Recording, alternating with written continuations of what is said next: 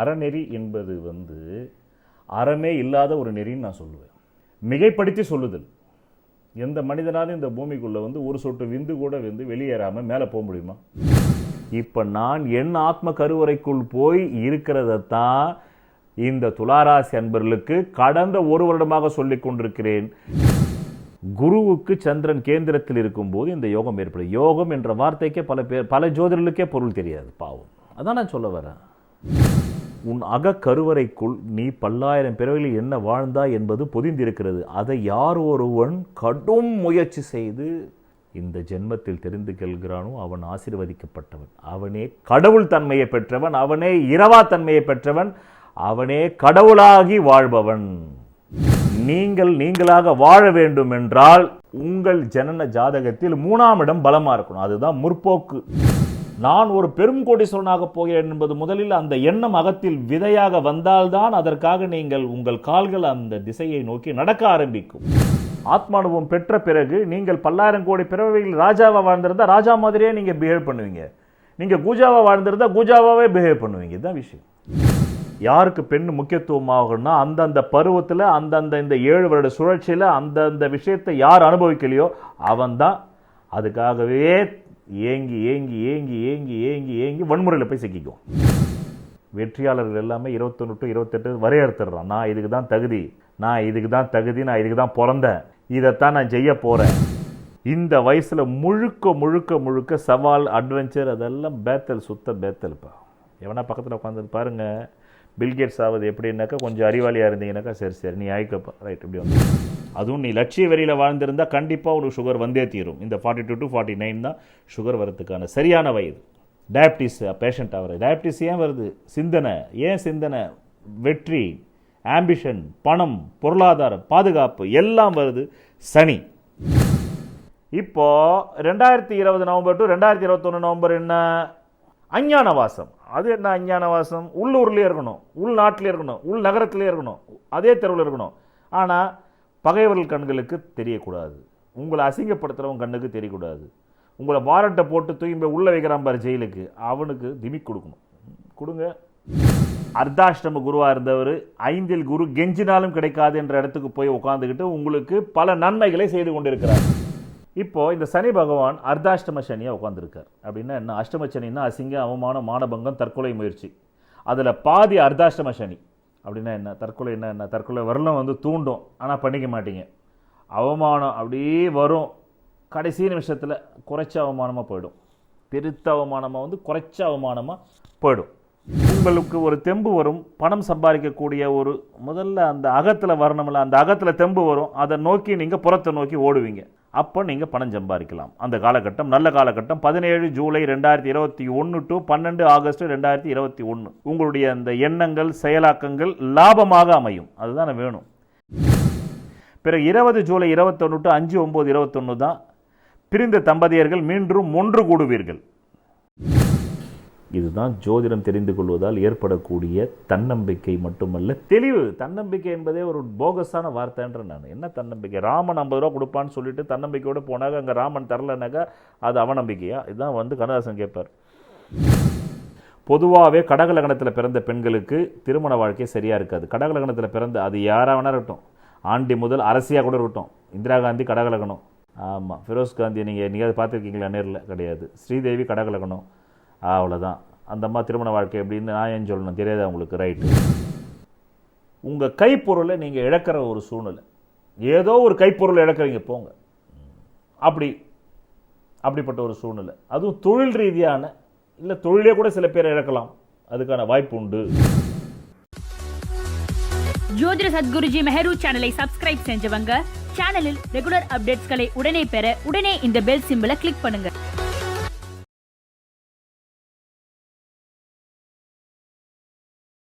யோக ரத்தினங்கள் பதித்த பூர்வ புண்ணிய அதிர்ஷ்ட தெய்வ டாலர்களை உங்கள் ஜாதக தோஷங்கள் நிவர்த்தியாகி யோகமளிக்க புராதீன ஜோதிட விதிகளின்படி உலகிலேயே முதன்முறையாக செய்து தரும் ஒரே ஜெம்ஸ் அண்ட் ஜுவல்ஸ் எங்கள் Sahajo Rajneesh gems and jewels தான். எங்களுடைய யோக ஆபரணங்களை வேறு யாரும் செய்ய முடியாது. ஏனென்றால் ட்ரேட்மார்க் ரெஜிஸ்டர் செய்யப்பட்டது. எங்களுடைய தங்க ஆபரணங்கள் அனைத்தும் 916 கேடிஎம் முத்திரை கொண்டது. பிளவ வருடம் ஆடி மாதம் துலாம் ராசி மாத ராசி பலன்கள். காலம் 16/7/2021 வெள்ளிக்கிழமை மாலை 4:24 முதல் 16/8/2021 திங்கட்கிழமை அதிகாலை 1:15 வரையில். இந்த பதிவின் கடைசியில் ஆபத்துகளிலிருந்து உங்களை தற்காத்துக் கொள்ளவும் சுபகாரியங்கள் செய்து சிக்கலில் தவிக்காமல் இருக்க உதவும் சந்திராஷ்டம நாட்களும், மேலும் இந்த மாதம் நீங்கள் செய்த பூர்வ புண்ணிய கர்ம வினைப்படி எவ்வளவு பணம் வர வேண்டுமோ அந்த பணவரவு நாட்களும் தரப்பட்டுள்ளது. உங்கள் வாழ்க்கையில் விடை காண முடியாத கேள்விகளுக்கு விடை சொல்ல வருகிறார் the one and only Hattrick Success Astrologer in India. ஜோதிட சத்குருஜி மெஹரு தன் சுய ஜாதகத்தின் மூலம் விழிப்புணர்வு பெற்ற ஒரு மறைபொருள் ஞானி. வணக்கம் என் உலகளாவிய ஜோதிட அன்பர்களே, அன்பிகளே. நான் தற்போது பிளவ வருடம் ஆடி மாதம் துலாம் ராசி அன்பர்களுக்கு ஒரு மாத கால பலாபலன்களை கூற உள்ளேன். காலம் 16 ஜூலை 2021 வெள்ளிக்கிழமை மாலை 4:24 PM முதல் 16 ஆகஸ்ட் 2021 திங்கட்கிழமை அதிகாலை 1:15 AM வரையில் ஒரு முக்கிய ஜோதிட தெளிவுரை. தின வார மாத ராசி பலன்கள் என்பது இந்த நாள், இந்த வாரம், இந்த மாதம் மனோ காரகனும் உடல் காரகனுமான சந்திர கிரகம் உங்கள் மனதின் வாயிலாக உங்கள் உடம்பை எப்படி செயல்படுத்த போகிறது அல்லது அலைகழிக்க போகிறது, அந்த செயல்கள் உங்களுக்கு பயனளிக்கக்கூடிய செயல்களா அல்லது உங்களை சிக்கலில் சிக்க வைக்கக்கூடிய செயல்களா என்பதை உங்கள் ஜனன ஜாதக அடிப்படை பலம்தான் நிர்ணயம் செய்யும். ராசி பலன்கள் என்றால் என்ன என்ற புரிதலோடு பாருங்கள். அப்போதுதான் உங்களை நீங்கள் எவ்வித பிரச்சனையிலிருந்தும் தற்காத்துக் கொள்ள முடியும். அன்றைய தினம்தான் ராசி பலன்கள் பார்ப்பதற்காக நீங்கள் செலவிடும் நேரமும் பயனளிப்பதாக இருக்கும். பலன் சொல்லும் ஜோதிடர்களின் நேரமும் பயனுள்ளதாக அமையும். நன்றி. என்ன துலாம் ராசி அன்பர்களே, நான் கடந்த ஒரு வருடமாக உங்களுக்கு 5 வருடங்களாக பலன் சொல்லிக் கொண்டிருக்கிறேன். ஒரு வருடமாக நான் உங்களுக்கு ஜோதிடம் செயல்பாடுகளை பற்றி குறிப்பிடுகின்றேன். எனக்கு யாருக்குமே தத்துவங்களை சொல்வதற்கும் அறநெறி கோட்பாடுகளை சொல்வதற்கும் பிடிக்காது. அதே போல் எனக்கு யாராவது அறநெறி தத்துவ கோட்பாடுகளை சொன்னாலும் அதுவும் எனக்கு பிடிக்காது. ஏனென்றால் அதெல்லாம் அவருடைய சொந்த அறிவு அல்ல. நீங்கள் உங்கள் சொந்த அனுபவத்தை சொன்னால் கேட்பேன். ஆனால் நீங்கள் திருக்குறளை படியுங்கள், திருப்பாவை படியுங்கள், திருப்பாய் என்று ஒரு நூல் இருக்கிறது, அதை படித்தாலே போதுங்க, வேற எதுவுமே வேணாங்க அப்படி என்று நான் யாருக்குமே சொல்லுவதில்லை. காரணம் அது எல்லாமே உங்களுடைய சொந்த அனுபவம் இல்லை. அவை எல்லாமே ஏட்டு சுரக்காய் கறிக்கு உதவாது. திருக்குறளும் உங்களுக்கு ஏட்டு சுரக்காய் தான். திருக்குறள் என்பது திருவள்ளுவருடைய அனுபவம், அது உங்களுடைய அனுபவம் அல்ல. பைபிள் என்பது இயேசுபிரானுடைய அனுபவம், அது உங்கள் கிறிஸ்துவனுடைய அனுபவம் அல்ல. கீதை என்பது கண்ணனுடைய அனுபவம், அது இந்துக்களுடைய அனுபவம் அல்ல. குரான் என்பது நபிகள் நாயகத்தின் அனுபவம், அது முகமதியர்களின் அனுபவம் அல்ல. எந்த நூலாகட்டும் மறைநூலாகட்டும் அது அந்தந்த மறைபொருள் ஞானி அவர்களுடைய அனுபவம். இப்போது நான் கூட ஜோதிட மறைபொருள் ஞானி, இது என்னுடைய அனுபவம். நான் ஒரு 150 ஜோதிட புத்தகங்களை படித்துவிட்டு உங்களுக்கு பலன் சொல்ல வரவில்லை.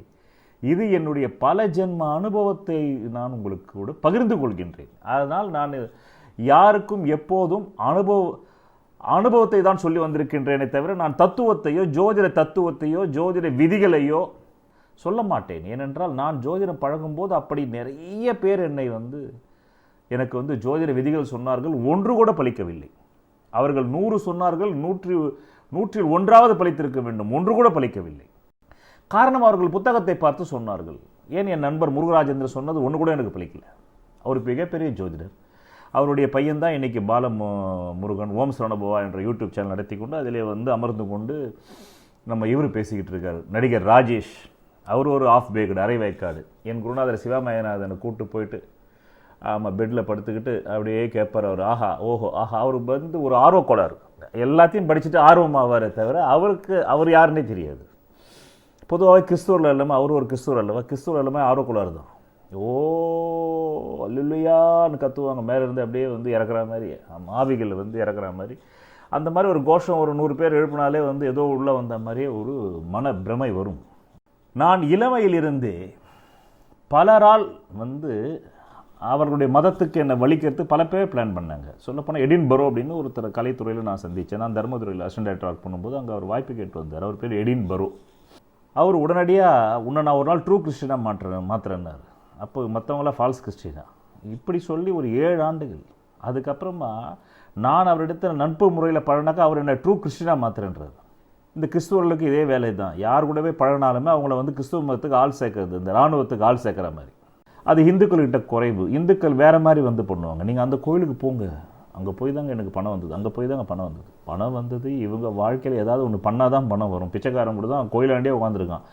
அவனுக்கு என்றைக்காவது பணம் வந்திருக்கா? கிடையாது. தட்டில் விடுற காசு தான் அவனுக்கு. யாராவது விருப்பப்பட்டு ₹1 ₹2 போட்டால் தான் அதுக்கே அவன் பார்த்தீங்கன்னாக்கா ஆமாம் 1000 கோடி ரூபா கொடுத்தா மாதிரி கும்பிடு போடுவான். நீங்கள் எந்த அளவிற்கு உங்களை தாழ்த்தி கொள்கிறீர்களோ அந்த அளவிற்கு உங்கள் ஆத்மா சுருங்கும். உங்கள் ஆத்மா சுருங்கும் போது உங்களுக்கு வந்து இயல்பாக இருக்கக்கூடிய ஜாதகத்தில் யோகம் கூட வேலை செய்யாது. அதனால தான் நீங்கள் வந்து ஞானிகளை பார்த்தீங்கன்னாக்கா யாருக்கிட்டையுமே வந்து அவங்க வந்து சுருங்க மாட்டாங்க. இது ராமகிருஷ்ண பரமஹம்சர் வாழ்க்கையில் ஒரு வாட்டி நடந்தது. ஒரு நாள் வந்து அவருடைய உபன்யாசத்தை கேட்க வந்து ஒரு பணக்காரன், அந்த காலத்தில் அவர் 18ஆம் நூற்றாண்டு இறுதி வாக்கில் பிறந்து 19ஆம் நூற்றாண்டு ஆரம்ப வாக்கில் இறந்தவர் அப்படின்னு சொல்லும்போது அவருக்கு பார்த்தீங்கன்னா ₹5 கொடுத்துரும். அன்றைக்கி ₹5 பெரிய காசு. அந்த ₹5 அவர் வாங்கிட்டு என்ன பண்ணாராம், அம்பாலை நினைக்கிறதுக்கோ ஆன்மீக சிந்தனையில் இருக்கிறதுக்கோ வந்து மனசு போல். ₹5 அன்றைக்கி யாருமே தராத காசு. அன்றைக்கி பவுனே ரொம்ப கம்மியாக தான் விற்றுருக்கு. ஆகையினால அந்த ₹5 காசை இவர் கொடுத்துட்டாருன்றதுக்காக அவர் வந்து நாளைக்கு காலையில் இவர் வந்தாக்கா எப்படி நம்ம இவர் வரவேற்கலாம்? போய் வந்து வெளியில் நின்று நம்ம கூப்பிடலாமா? அது மரியாதையாக இருக்குமா? இல்லை வந்து அவர் வரும்போதே ஏதாச்சும் வந்து கொஞ்சம் நம்ம வந்து கொஞ்சம் குனிஞ்சி வாங்க வாங்க வாங்க அப்படி கூப்பிடலாமா? இந்த சிந்தனை இரவு ஃபுல்லாக இருந்திருக்கு. மறுநாள் காலையில் கொடுத்துட்டார் அந்த ₹5. அவர் வந்தவுடனே எப்பா நேற்று நீ இந்த ₹5 கொடுத்த, எனக்கு அம்பாலை நினைக்க தோணல, ஆன்மீக சிந்தனை வரல, இந்த ₹5 கை நீட்டி வாங்கணுமே, அவருக்கு எப்படி மரியாதை செலுத்தணும், இந்த சிந்தனையிலேயே போயிடுச்சுன்னாராம். இதைத்தான் வள்ளல் பிரான் வேறு மாதிரி பாடுறாரு. கந்தகோட்ட முருகனிடத்தில் வந்து சீ என்று ஒருடம் நான் நின்று கேளாத நிலைமையும் என்னிடம் ஒருவர் வந்து ஈது பெறும்போது அவருக்கு இலை என்று சொல்லாத நிலை வேண்டும் முருகான்றார். நீங்கள் நல்லா யோசித்து பாருங்கள். சில பேருக்கு இயல்பாக சில வந்து திறமைகள் இருக்குது, அது பல பேருக்கு இல்லை, படித்தவங்களுக்கு கூட இல்லை. உதாரணமாக எடுத்துக்கோங்க, பணம் சம்பாதிக்கிற. ஏன்னா இந்த உலகமே மற்றதெல்லாமே உங்கள் கர்மாவில் எது இருக்குதோ அதுதான் நடக்க போகுது. உங்களுக்கு மனைவி கெட்டவளாக வரணும் அப்படின்ற மாதிரி 7ஆம் பாவம் கெட்டு போயிருந்தால் கெட்டதாக தான் வரப்போகுது. அப்படியே கெட்டதாக வந்தால் கூட 10 திருமணம் பண்ணணும்னா 10 மனைவிகளுக்கும் நீங்கள் வந்து ஜீவனாம்சம் கொடுக்கறதுக்கு பணம் வேணும். அதான் பகவான் ஓஷோ சொல்லுவார், what is the difference between a rich man and poor man means a poor man have to suffer with only one wife and a rich man can suffer with plenty of wife. அவ்வளோதான். அந்த பிளென்டினஸ்க்கு போகிறதுக்கு ஒரு சுதந்திரத்துக்கு பணம் தானே அந்த சுதந்திரத்தை கொடுக்குது. உங்களுக்கு 7ஆம் பாவம் சரியில்லைனாக்கா ஒரு ஏழை என்ன பண்ணுவான், 2வது கல்யாணத்துக்கு இப்போல்லாம் ஒரு கல்யாணமே காஸ்ட்லி. பாவம் பல இளைஞர்களுக்கு பெண்ணே கிடைக்கிறதில்ல. காரணம் பெண்கள் எல்லாருமே இப்போ வந்து ஆணாக மாறிக்கிட்டு இருக்காங்க. ஆண்கள் எல்லாமே இன்னும் ஆண் தன்மையிலேருந்து மூர்க்கமாக மாறிக்கிட்டு இருக்காங்க. அதாவது மிருக குணத்துக்கு போயிட்டுருக்காங்க. இல்லைனாக்கா எப்படி 90 வயசு பார்ட்டியும் கற்பழிக்க முடியும், 3 வயசு குழந்தையும் கர்ப்பழிக்க முடியுன்றது டெய்லி வந்து தினத்தந்தி நாளிதழில் வந்துட்டு தானே இருக்குது. அப்படி ஒவ்வொருவருமே இந்த சமூகத்தில் ஏதாவது ஒரு திறமையில் பரிணமிக்கிறார்கள். அப்படின்னா அந்த திறமை எங்கிருந்து வந்தது? பணம் சம்பாதிக்கிறதுலேருந்து வச்சுக்க. ஏன்னா மற்றது எல்லாமே உங்கள் கர்ம வினையில் இருக்கிறது தான் வரப்போகுது. உங்கள் குழந்தை எப்படி பிறக்கணுமோ அப்படி தான் பிறக்க போகுது. உங்கள் எப்படிப்பட்ட மனைவி வாய்க்கணுமோ அப்படி தான் வாய்க்க போகுது. ஆனால் எது நடந்தாலும் அதிலிருந்து தப்பித்து செல்வதற்கு பணம் வந்து ஒரு உபாயமாக இருக்குது. ஒவ்வொரு மனைவியோட 1 வருஷம் வாழணுமா, 10 கல்யாணம் பண்ணி 10 வருஷம் வாழணுமா, பணம் வேணும். ஆயுள் காலம் 80 வயசா, 80 மனைவி கட்டி பார்க்கணுமா, அதுக்கும் பணம் வேணும். அப்போ உங்களுக்கு ஒரு சுதந்திரம் கிடைக்குது. இன்னொன்று வந்து சோகத்தை கொண்டாடணும்னாலும் பணம் வேணும், துன்பத்தை கொண்டாட வேண்டும் என்றாலும் பணம் வேணும், இன்பத்தை கொண்டாட வேண்டும் என்றாலும் பணம் வேணும். இமயமலையில் போயிட்டு தியானம் பண்ணணும்னாலும் பணம் வேணும். சும்மாவே இமயமலைக்கு போயிட முடியுமா? நடந்தே போவீங்களே நீங்கள்? அங்கே போய் உட்காந்துக்கிட்டு தியானம் பண்ணணுன்னாலும் பணம் வேணும். அதனால் பணம். அதனால தான் வள்ளுவ பெருந்தகை வந்து 2000 ஆண்டுகளுக்கு முன்னாடி அவர் வந்து 2ஆம் நூற்றாண்டிலே அவர் பாடிட்டார். அவர் என்னன்னு, பொருள் இல்லாருக்கு இவ்வுலகு இல்லை, அருள் இல்லாருக்கு அவ்வுலகு இல்லை, ஆனால் பொருள் இருந்தாலே அருளை பெற்றுவிடலாம். அவர் வந்து இன்னும் விளக்கமாக எழுதணுன்னாக்கா 5000 குறள் எழுதினாலும் பத்தாது. பொருள் இல்லாருக்கு இவ்வுலகு இல்லை, அருள் இல்லாருக்கு அவ்வுலகு இல்லைன்ட்டார். அப்போ பொருள் இல்லைன்னா இந்த உலகமே கிடையாதுடா உனக்கு. அப்புறமே ஏது உனக்கு கல்யாணம், ஏது உனக்கு பொண்டாட்டி. இப்போது பணக்கார நாடுகளில் வந்து பார்த்திங்கன்னாக்கா வந்து பிரச்சனையே கிடையாது. அவங்களுக்கு வந்து 14 வயது ஆகும்போது பாரிஸ் அப்படின்ற ஒரு நகரத்தில் போய் ஒரு 14 வயது சிறுவன் ஒரு 70 வயது பாட்டியோடு லவ் பண்ணி கல்யாணம் பண்ணிக்கிட்டால் அது சட்டப்படி அங்கே குற்றமே கிடையாது. காரணம் அதுங்க வந்து முழு சுதந்திரம் வந்து வழங்கப்படுகிறது. காரணம் அந்த ஒரு உயிர். 2 பறவைகள் வந்து காமம் பண்ணாக்க போய் அடிப்பீங்களா நீங்கள் ரோட்டில்? 2 நாய்கள் வந்து காமம் பண்ணாக்க ரோட்டில் போய் அடிப்பீங்களா கல்லை கொண்டு? இளமை பருவத்தில் வந்து அப்படி அடிச்சிருக்கிறேன் நான். அப்போ ஒருத்தர் கூப்பிட்டு என்னை திட்டினார். ஆமாம், அதாவது அவர் திட்டினது வந்து அன்னைக்கு உரைக்கலை, பிற்காலத்தில் நான் வந்து வளரும்போது தான் எனக்கு அது உரைச்சது. உங்கள் அம்மா அப்பா கூட வந்து அப்படி தான்ப்பா உன்னை பெற்றிருப்பாங்க, ஏன்ப்பா அதை அடிக்கிறேன்னார். அந்த இளமை பருவத்தில் எனக்கு அது தெரியல, நான் அடிக்கிறேன். அவர் சொன்னதுக்கப்புறம் தான் எனக்கு சுரியல்னு ஏறுது. உங்கள் அம்மா அப்பா கூட உன்னை அப்படி தான்ப்பா பெற்றிருப்பாங்க, ஏன்ப்பா போய் அதை அடிக்கிறேன் அப்படின்னு ஒரு பெரியவர் என்னை வந்து இளமையில் வந்து திட்டினார். போப்பா போப்பா, உங்கள் அம்மா அப்பா கூட அப்படி தான் உன்னை பெற்றிருப்பாங்க, போ, நான் அதை போய் அடிச்சுக்கிட்டு இருக்கேன். அது 2 வந்து லாக் ஆகிடுச்சு, வரமாட்டேங்குது. நான் கல்லை கொண்டு அடிக்கிறேன், நான் மட்டும் அடிக்கிறேன், என் கூட ஒரு 4-5 பேர் அடிக்கிறாங்க சேர்ந்து. நான் சொல்கிறது ஒரு 7-8 வயசு பருவம். ஏன் வந்து இன்றைக்கி சமூகத்தில் வந்து காமம் இப்படி வந்து ஊடுருவி இருக்கு? ஒரு ஹோண்டா காரை விற்கணும்னாலும் வந்து பெண்ணு தான் தேவைப்படுது. ஒரு குவாலிஸ் வண்டி விற்கணுன்னாலும் பெண்ணு தான் தேவைப்படுது. ஒரு பென்ஸ் கார் விற்கணுன்னாலும் பெண்ணு தான் மாடலாக வர வேண்டியது இருக்குது. ஒரு டூத் பேஸ்ட்னாலும் பெண்ணு தான் மாடலாக வர வேண்டியிருக்கு. காரணம், இந்த சமூகம் வந்து இங்கே யாருமே வந்து நிம்மதியாக வாழக்கூடாது என்பதற்காக தான் கண்டிஷனிங் கொடுத்துருக்கு. அந்த கண்டிஷனிலிருந்து உடைச்சிக்கிட்டு வெளியில் வரக்கூடிய ஆட்கள் யாருன்னாக்கா முற்போக்கு சிந்தனாவாதிகள். நல்லா புரிஞ்சுக்கணும், இந்த வார்த்தையை நல்லா கவனிக்கணும். முற்போக்கு சிந்தனாவாதிகள். அந்த முற்போக்கு சிந்தனாவாதிகள் தான் வந்து அந்த அடிமை தலையை வந்து உடைச்சிக்கிட்டு வராங்க. இப்போ நான் எப்படி இளமை பருவத்தை 24 வயசு இருக்கும்போது எடின்பரோன்னு ஒருத்தர் வர்றார். நான் எப்போவுமே யாருக்கிட்டையுமே பணிவாக பழகுவேன், அது என்னுடைய சுபாவம். அதாவது எப்போவுமே அப்படி தானே. அதாவது நல்லா புரிஞ்சுக்கிங்க, அறநெறி என்பது வந்து அறமே இல்லாத ஒரு நெறின்னு நான் சொல்லுவேன். மிகைப்படுத்தி சொல்லுதல். எந்த மனிதனாலும் இந்த பூமிக்குள்ளே வந்து ஒரு சொட்டு விந்து கூட வந்து வெளியேறாமல் மேலே போக முடியுமா? அப்போ எவ்வளோ பெரிய பச்சை போய் அந்த மனிதர் என்னை 24 வயசுலேருந்து எனக்கு கூட 30 வயசு வரலையும் என் கூட ட்ராவல் பண்ணார். எப்படியாச்சும் என்ன அந்த கிறிஸ்துவ சபைக்கு கூப்பிட்டு போனால் அங்கே உட்கார வைக்கணும், என்னை வந்து ஞான ஸ்தானம் பண்ணணும். ஆமாம், என்னுடைய இயற்பெயர் ஆர் ரமேஷ் கண்ணா என்பது எப்படியாச்சும் அவர் எடின்பரோ மாதிரி என்ன ஒரு மெர்லின் பரோ மாதிரி ஆக்கணும் அப்படின்ற படும் முயற்சியில் இருந்தார். அதற்கு பிறகு எனக்கு 1999 தான் ஓஷோவுடைய புத்தகம் நான் முன்னாடியே பேசியிருப்பேன். என் நண்பர் பாரதியின் மூலமாக அதை நான் கிடைக்கப்பெற்றேன். அவர் மூலமாக தான் நான் அறியப்பெற்றேன். அப்போ தான் அவர் சொல்கிறார் இந்த கிறிஸ்துவ மதத்தை பற்றி. மற்ற எல்லா மதத்தையும் விட கிறிஸ்துவ மதம் மட்டும்தான் இந்த இராணுவத்துக்கு ஆள் சேர்க்குற மாதிரியே ஆள் சேர்க்கும். அது ஆக்சுவலாக ஒரு மதமே இல்லைன்னு வரும் ஓஷோ. அது வந்து ஒரு மதமே கிடையாது, அது ஒரு வந்து அரசியல் அமைப்பு. அது ஒரு அரசியல் அமைப்பு. காரணம், நான் வந்து ஒரு முறை கலிஃபோர்னியா சென்றேன். அங்கே என்னுடைய நண்பர் ஒருவர் என்னை ஒரு இடத்திற்கு யூனிவர்சிட்டி அழைத்து போனார். அங்கே வந்து உலகெங்கிலுமே வந்து கிறிஸ்துவ ஃபாதர்களுக்காக பயிற்சி தரப்படக்கூடிய ஒரு பல்கலைக்கழகம் அது. அங்கே வந்து பயிற்சி தராங்க. ஒரு ஃபாதராக இருக்குன்னா நீங்கள் எப்படி இருக்கணும், பைபிளை எப்படி படிக்கணும். ஆமாம், கர்த்தரே என்னும்போது உங்கள் கை அப்படியே மேலே போகணும். அவர் இயேசுவில் சுமந்தார் அப்படின்னும் போது உங்கள் கை இப்படி நடுவில் வரணும். அவர் இரத்தத்தோடு சிலுவையில் இருக்கும்போது உங்களுக்காகவே அவர் சிலுவையில் வந்து அறையப்பட்டார் அப்படின்னும் போது அப்படியே நீ கண்ணை மூடிக்கிட்டு அப்படி இருக்கணும். இதெல்லாம் பாடி லாங்குவேஜை கற்றுக் கொடுக்குறாங்க. எனக்கு ரொம்ப அதிர்ச்சி ஆயிடுச்சுன்றார் வருஷம். காரணம் என்னன்னா, ஒரு மனிதன் பேசும்போது அந்த இயல்புக்கு ஏற்ற மாதிரி அவன் கை அசைவுகள் தானாகவே போகும். நான் ஒரு ஜாதகம் பார்த்தேங்க. அந்த ஜாதகத்துக்கு அவர் மனைவியே விஷம் வச்சுதுங்க அப்படின்னும் போது தானாகவே அந்த வாய்ஸ் அஸ்கியாகி அந்த கை அப்படி போய் அந்த மனிதனுடைய அந்த பேத்தோஸை சொல்லும்போது தானாகவே வரும். இதை எல்லாமே ஒருத்தங்க நடித்து காட்டுறாங்கன்னும் போது என்னால் அதை வந்து ஜீரணிக்கவும் முடியல, என்னால் அதை வந்து ஏற்றுக்கொள்ளவும் முடியல. நான் அதிர்ச்சி ஆகிட்டேன்றார்.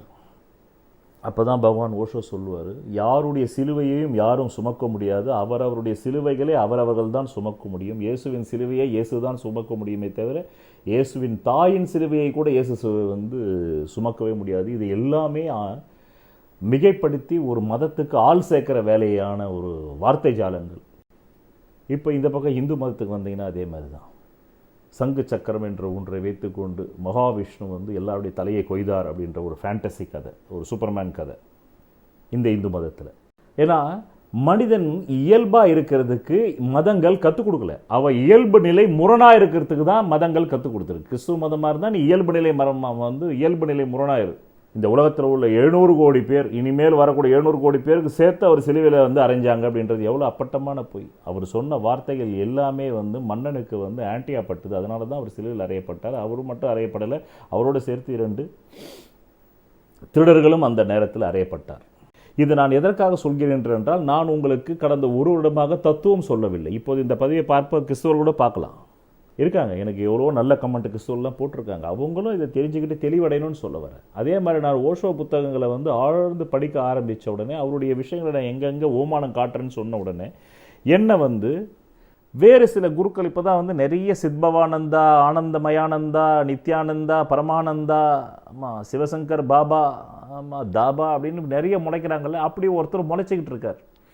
நான் நிறைய இந்த ஓஷோ புத்தகம் ஓமானம் கொடுத்த உடனே இந்த மாதிரி ஒரு சீடன் நமக்கு கிடைச்சா, பேச்சு திறமை உள்ளவன் கிடைச்சா, நம்மளுடைய மலாலயத்தை இன்னும் 100 மடங்கு பெருக்கிடுவான்றதுக்காக உடனே அவர் குருவுக்கு ஃபோட்டோ போட்டு கொடுக்குறாரு. அவரில் ஏங்க உங்கள் கூட நான் ஒரு நாள் உட்காந்து பேசணும், நான் உங்களை மாதிரி ஆள் தான் தேடிக்கிட்டு இருந்தேன், நீங்கள் உடனே வாங்க என்கிட்ட, ஆமாம் உங்களுக்கான சரியான கைடன்ஸ் நான் தரேன்னார். நான் சொன்னேன், நானே ஒரு விளக்கொலி, எனக்கு எதுக்கு இன்னொரு விளக்கொலி என்ன? அதோட ஆஃப் ஆகிட்டார். இந்த நண்பர் சிரிச்சிட்டார். 2 விளக்குகளை ஒன்று சந்திக்க வேண்டிய அவசியம் இல்லை. ஒரு இருட்டு தான் ஒரு விளக்கை போய் தேடி போகணும். நானே ஏற்கனவே விளக்கு, எனக்கு எதுக்கு நீங்கன்னு கேட்டேன். அப்போது நாம் எங்கேயாவது ஒரு இடத்துல பணிவாக இருக்குன்னு சொன்னாக்க உடனே அந்த ஆளை வளைச்சிரு, இல்லை அவனுக்கு ஒரு தத்துவத்தை கொடு, இல்லை அவனுக்கு ஒரு வந்து மிகைப்படுத்தின ஒன்று சொல்லு. அதான் அந்த திருப்பா படிங்க. திருப்பா படித்தாக்கா அந்த திருப்பாவை யார் உன் அனுபவமா? அந்த திருப்பா படித்தாக்கா வாழ்க்கையில் எல்லா பிரச்சனையும் தீர்ந்துருமா? உனக்கு பணம் வந்துடுமா? பணம் இல்லைனாக்கா இன்றைக்கி நீ வந்து செங்கலை கூட மூவ் பண்ண முடியாது. இன்றைக்கி சமூகத்தில் பணம் வந்துடுமா உனக்கு? அந்த பணம் தான் பல துன்பங்களையும் கொண்டு வருது. அதான் நான் சொன்ன வந்தேனே, எது சரியில்லைனாலும் பணம் இருந்தால் சரி பண்ணிக்கலாம். ஏன்னா செத்து போன உயிரை மீண்டும் கொண்டு வர முடியாது. செத்து கொண்டிருந்தவனை உயிர்ப்பித்தாரே இயேசு தவிர முழுமையாக செத்து போனவனை அவர் வந்து உயிர்ப்பிக்கவில்லை. நல்லா புரிஞ்சுக்கணும். செத்து அந்த மாதிரி நானே கூட நிறைய பேர் கேன்சர் பேஷண்ட் குணப்படுத்தியிருக்கேன். என்னுடைய பூர்வ புண்ணிய அதிர்ஷ்ட தேவி டாக்டர் கொடுத்து சௌகார்ஜானி அம்மாவுடைய பையனை குணப்படுத்தியிருக்கேன். அந்த அம்மாவை லெட்டர் கொடுத்துருக்காங்க, அதை நான் வெப்சைட்டில் போட்டிருக்கேன். அந்த மாதிரி நான் 3 கேன்சர் பேஷண்ட்டை நான் குணப்படுத்தியிருக்கேன். அவங்க செத்து போனவங்களே குணப்படுத்துகிறேன், நான் செத்து கொண்டு இருந்தவங்கள குணப்படுத்தினேன். அதே போல் தான் இயேசுவும் செய்தார். ஆக இது நான் எதுக்கு சொல்ல வரேன்னா, இப்படி நீங்கள் முற்போக்காக இருக்கிறதுக்கும் உங்கள் அகத்தில் அது இருந்தால் தான் சாத்தியமே தவிர, நீங்கள் வந்து அறநெறி நூல்களையோ இல்லை வந்து அறம்பொருள் இன்பம் என்ற வள்ளுவ பெருந்தகையினுடைய திருக்குறளை படிச்சிட்டதுனால மட்டுமே நீங்கள் முற்போக்குவாதியாக வந்துட முடியாது. நீங்கள் 60,000 புத்தகம் படிச்சிருக்கலாம், 50,000 புத்தகம் படிச்சிருக்கலாம், 1,00,000 புத்தகம் படித்தாலும் முற்போக்குவாதியாக வர முடியாது. எதை படிச்சுட்டு வந்து வள்ளுவர் எழுதினார் அறம்பொருள் இன்பம்? எதை வந்து ரெஃபரன்ஸாக வச்சுக்கிட்டு 18 சித்தர்கள் இந்த ஜோதிட சாஸ்திரத்தை கண்டுபிடிச்சாங்க? பல ஜென்மங்களாக அவர்கள் வாழ்வின் அனுபவங்களைத்தான் ஜோதிடமாக்கிறார்கள். அதனால தான் ஜோதிடம் என்பது முழுக்க முழுக்க அனுபவக்கலை. நான் ஜோதிட நூல்களை ஆரம்பத்தில் படிக்கும்போது எனக்கு பைத்தியமே பிடித்தது. காரணம் என்னவென்றால், எந்த ஜோதிட நூல்களை ஃபாலோ பண்ணுறது மொத்தம் 200 புத்தகங்கள் இருக்குது. மூல நூல்கள் மட்டுமே 200 இருக்குது. இந்த 200மே கவியாக இருக்கும், பாட்டாக இருக்கும். அதை நீங்கள் புரிஞ்சிக்கவே முடியாது. எல்லாமே கவிநடையில் வந்து இருக்கும். தத்துவமாக இருந்தாலும் பரவாயில்ல, புரிஞ்சிக்கலாம். அதுக்கு யாராவது விளக்க உரை எழுதுவாங்க. இந்த மாதிரி ஜோதிடத்துக்கு விளக்க உரை எழுதுறன்ற பேரில் என்ன பண்ணுவாங்கன்னாக்கா, அங்கே என்ன எழுதியிருக்குதோ அதையே அப்படி கீழே எழுதி வைப்பாங்க. அந்த 200 புத்தகத்தில் ஒரு புத்தகத்தை நம்ம தேர்ந்தெடுத்தோம்னா, அந்த புத்தகத்திலே 10ஆம் பக்கத்தில் நமக்கு வந்து ஒரு லக்ன பாவம் இப்படி இருந்தாக்கா, இந்த லக்னாதிபதி வந்து இந்த மாதிரி 6-8 பண்டில் இருந்தாக்கா பலம்னு சொல்லியிருக்கோம். அதே நூலில் 200ஆவது பக்கத்தில் போய் படிச்சிங்கனாக்கா அது பலவீனம்னு சொல்லியிருக்கோம். இப்போ நீங்கள் 100ஆவது பக்கத்தில் உள்ள பலத்தை எடுத்துப்பீங்களா, 200ஆவது பக்கத்தில் உள்ள பலவீனத்தை எடுத்துப்பீங்களா? அப்போ இந்த இடத்துல உங்களுக்கு உங்கள் நடைமுறை வாழ்க்கை தான் சாட்சி. நீங்கள் வந்து கடந்த காலத்தையும் நீங்கள் அசை போட்டு பார்க்கும்போது இந்த புத்தகத்தில் உள்ளது 100ஆவது பக்கத்தில் உள்ளது உங்களுக்கு பொருந்துதா, 200ஆவது பக்கத்தில் உள்ளது பொருந்துதா, அனுபவத்தில் என்ன நடந்திருக்கு, அந்த சட்டியில் இருப்பது அனுபவத்தில் உங்கள் வாழ்க்கையில் என்ன நிகழ்ந்திருக்கிறது அப்படின்னு நீங்கள் அதை எந்த வயசில் இதை கற்றுக்க வரீங்களோ அதுக்கு முன்னாடி வயசு வரலும் அந்த சொல்லப்பட்ட அந்த குறிப்பிட்ட லக்ன பாவத்தில், அந்த ஆம்பிஷன் பாவத்தில் நீங்கள் எப்படியெல்லாம் தப்பிச்சு வந்திருக்கீங்க. இப்போ நான் சொன்னேன் இல்லை, என்ன எடின்பரோன்ற ஒருத்தர் கிறிஸ்துவ வந்து கிறிஸ்துவ மதத்தில் மாற்றுறதுக்காக கடுமையான முயற்சிகளை மேற்கொண்டார். இன்னொருத்தர், நான் நிறைய இந்த ஓஷோ புத்தகங்களை படிச்சுட்டு வந்து அவருடைய பேரை சொல்லி குறிப்பிடு காட்டுறதுனால இவர் ஒரு சரியான சிறனாக இருப்பார் ஓஷோக்கு, நம்மளுக்கிட்டையும் இவர் ஒரு சரியாக நம்ம சிறனாக இவர் ஆக்கிடலான்னு வந்தோன்னே, அதான் நான் சொன்னேன், நானே ஒரு குரு. நான் ஒரு புத்தகத்திலிருந்து ஒரு விஷயத்தை நான் வந்து மேற்கோள் காட்டுறேன்னா, நான் அந்த புத்தகத்துக்கு சோரம் போயிட்டேன்னு அர்த்தம் இல்லை, அந்த புத்தகத்துக்கு மீறி எனக்கு விஷயம் தெரியாதுன்னு அர்த்தம் இல்லை. என்னுடைய அனுபவத்தோடு ஓஷோ அவருடைய புத்தகத்தில் உள்ள எழுத்துக்கள் அனுபவம் ஒத்து வரும்போது நான் வந்து அதை நான் உதாரணம் காட்டுறேன். அது எனக்கு ஒத்து வராத போது நான் உதாரணம் காட்டல. அதனால தான் வந்து பகவான் ஓஷோ சொல்லுவார், அவர் வந்து எல்லா, அதாவது ஆதிசங்கருடைய பஜகோவிந்தத்துக்கு விளக்கம் கொடுத்துருக்காரு. நான் ஆதிசங்கருடைய பஜகோவிந்தத்துக்கு விளக்கம் கொடுக்கும்போது நான் என்னை பற்றி தான் பேசுகிறேன். காரணம் என்னன்னாக்கா, ஆதிசங்கரர் என்ன தன்மை அடைஞ்சாரோ அந்த தன்மையை நானும் அடைஞ்சிட்டேன். அதனால் வந்து அவர் 2500 ஆண்டுகளுக்கு முன்னாடி சொன்னதை நான் இப்போ அப்டேட்டாக சொல்கிறேன். இப்போ உதாரணமாக இந்த ஜோதிடத்திலே வந்து 4ஆம் பாவம் நல்லா இருந்தால் நீங்கள் வந்து புஷ்பக விமானம், ஆமாம், உங்களுக்கு கிடைக்குன்னுவாங்க. இப்போ நம்ம புஷ்பக விமானம்னா கேட்குறவன் ஜிரிப்பான். இங்கே யாருமே தயாரிக்கிறது இல்லை. இப்போ நம்ம சொல்கிறதா இருந்தால் எப்படி சொல்லணும்? ஏன்னா இந்த ஜோதிடம் 20,000 ஆண்டுகள் பழமையானது. இன்னும் சொல்ல போனால் இந்த பஞ்சாங்கத்தில் 4 யுகங்களுடைய வருஷங்கள் போட்டிருக்கு. ஒவ்வொரு யுகமும் பல லட்சம் வருஷங்கள். மொத்தம் 4 யுகத்தை கூட்டினா 40 வருஷங்கள், 40 லட்சம் வருஷங்கள் வருது. 38,20,000 வருடங்கள் வருகிறது. அந்த 4 யுகங்கள் சேர்ந்தது ஒரு கல்பமாகிறது. இந்த மாதிரி வந்து ஒரு 28 கல்பங்கள் இருக்குது. இப்போ நம்ம வந்து மண்வந்த அந்த கல்பத்தில் இருக்கிறோம் நம்ம. அப்படின்னா இது எப்போவுமே இருந்திருக்கு ஜோதிஷம் இந்த பூமியில். இந்த பூமி அழிஞ்சிட்டாக்கா வேற இடத்துக்கு போகும்போது அப்போ சிஸ்டமே மாறும். அப்போ 7 கோள்கள் வருதா, 8 கோள்கள் வருதா, 9 கோள்கள் வருதா, 12 கோள்கள் வருதா, 24 கோள்கள் வருதா தெரியாது. அங்கே போய் வாழ்ந்து பார்த்தா தான் தெரியும். ஆனால் நீங்கள் அங்கேயும் இதுக்கு முன்னாடி வாழ்ந்துருப்பீங்க. அதனால தானே நம்ம முதல்ல 5 கிரகம் வச்சு பார்த்தோம், அடுத்தது 7 கிரகம் வச்சு பார்த்தோம், அதுக்கப்புறமா ராகு கேதுகளை உள்ளே கொண்டு வந்தோம், அதுக்கப்புறமா நாம் இப்போ நெப்டியூன், யுரேனஸ், ப்ளூட்டோவை கொண்டு வருவோம். 12 வந்துருச்சு இப்போவே. அப்போ அந்த 12 கிரகங்கள் இருக்கும்போதும் நாம் வாழ்ந்திருக்கோம். இல்லைன்னா நம்முடைய பிரஞ்சையில் இல்லாதது விஞ்ஞானியுடைய மூலையிலும் வராது, மெய்ஞானியுடைய மூலையிலும் வராது. விஞ்ஞானி 100% வந்து உண்மையாகவே மெய்ஞானின் உண்மையாகவே மாறிடுவார். விஞ்ஞானி தனக்கும் உண்மைக்கும் ஒரு இடைவெளியை வச்சுக்குவார். அதனால் அவர் 95% வரலும் உண்மைக்கிட்ட போவார். ஆனால் தான் வேறு உண்மை வேறு என்று நினைப்பதால் அந்த 5% இடைவெளி அவருக்கு இருக்கும். அதனால தான் துவைத்தம் அத்வைத்தம். துவைத்தம் என்பது பொருட்களால் நீ படைக்கப்பட்டாய், அந்த பொருளாகவும் நீ இருக்கிறாய். அதுதான் அத்வைத்தம். அதாவது அத்வைத்தம் என்றது இறைவன் ஒன்றே. அதனால தான் நிறைய பேர் ஞானம் அடைஞ்சோம் நானே கடவுள்னு சொல்கிறாங்கன்னா அவங்க தவறு சொல்லலை. அவங்க உண்மையை தான் பேசுகிறாங்க. ஆனால் நாம் கடவுள்னு சொன்னால் என்ன ஒரு பிம்பத்தை கட்டமைச்சிருக்கோம்னாக்கா, தீராத நோய்களை தீர்ப்பவர், அவர் ஒரு மருத்துவர், அவர் ஒரு தாதி பெண், ஆமாம், செத்து போனவனை பழைக்க வைக்கிறவர் இயேசுநாதர் மாதிரி. அப்போ நீ பழைக்கவை. செத்து கொண்டிருந்தவனை தான் வந்து இயேசு உயிர்ப்பித்து வச்சாரே தவிர முழுதும் செத்து போனவனை யாராலுமே வந்து உயிர்ப்பிக்க முடியாது. இங்கே கூட ஜோதிடத்திலே வந்து செத்தார் தம்மை எழுப்பும் சஞ்சீவி மந்திரத்தை கற்றவன் சுக்கராச்சாரியார்னு சொல்கிறாங்கன்னா ஏன் சொல்கிறாங்க? ஏன்னா மீண்டும் நீ பிறந்தீனாக்கா அந்த காமத்தின் மூலமாக தாங்க பிறக்க போகிற ஏதோ ஒரு அம்மா அப்பா. ஏன்னா எல்லா அம்மா அப்பாவுமே ஒரு சூரியனிலிருந்து வந்ததுனால தான் அது அத்வைத்தமாய் போகுது. அப்போது யார் செத்தாலும் மீண்டும் ஏதோ ஒரு தாய் தந்தையர் மூலம் நீங்கள் வரப்போறீங்கன்றது தான் அந்த செத்தால் தம்மை எழுப்பும் சஞ்சீவி மந்திரத்தை கற்றவன் சுக்கராச்சாரியார் என்று சொல்கிறது. அதனால் இந்த முன்னுரை எதுக்காகன்னா, நான் உங்களுக்கு மாதம் தத்துவம் சொல்லவில்லை. திருக்குறளை போல வந்து அறம் பொருள் இன்பம் வீடு பெற்று அதை பேச வரலை. உங்கள் ஜனன ஜாதகத்தில் கூட வந்து பார்த்தீங்கன்னா இன்னைக்கு தமிழ்நாட்டில் birth death and infant mortality rates vital statistics sample registration system இதை நான் எடுத்தேன் கூகுளிலிருந்து. நீங்களும் எடுத்து பாருங்கள். இதில் தமிழ்நாடு இந்தியா அப்படின்னு போட்டிருக்கு. தமிழ்நாடு இந்தியாவில் ஒவ்வொரு நாளும் இந்த கணக்கு வந்து ஒவ்வொரு நாள் கணக்கு, இது பெர் டே கணக்கு, பெர் டே சம் தௌசண்ட்ஸ்.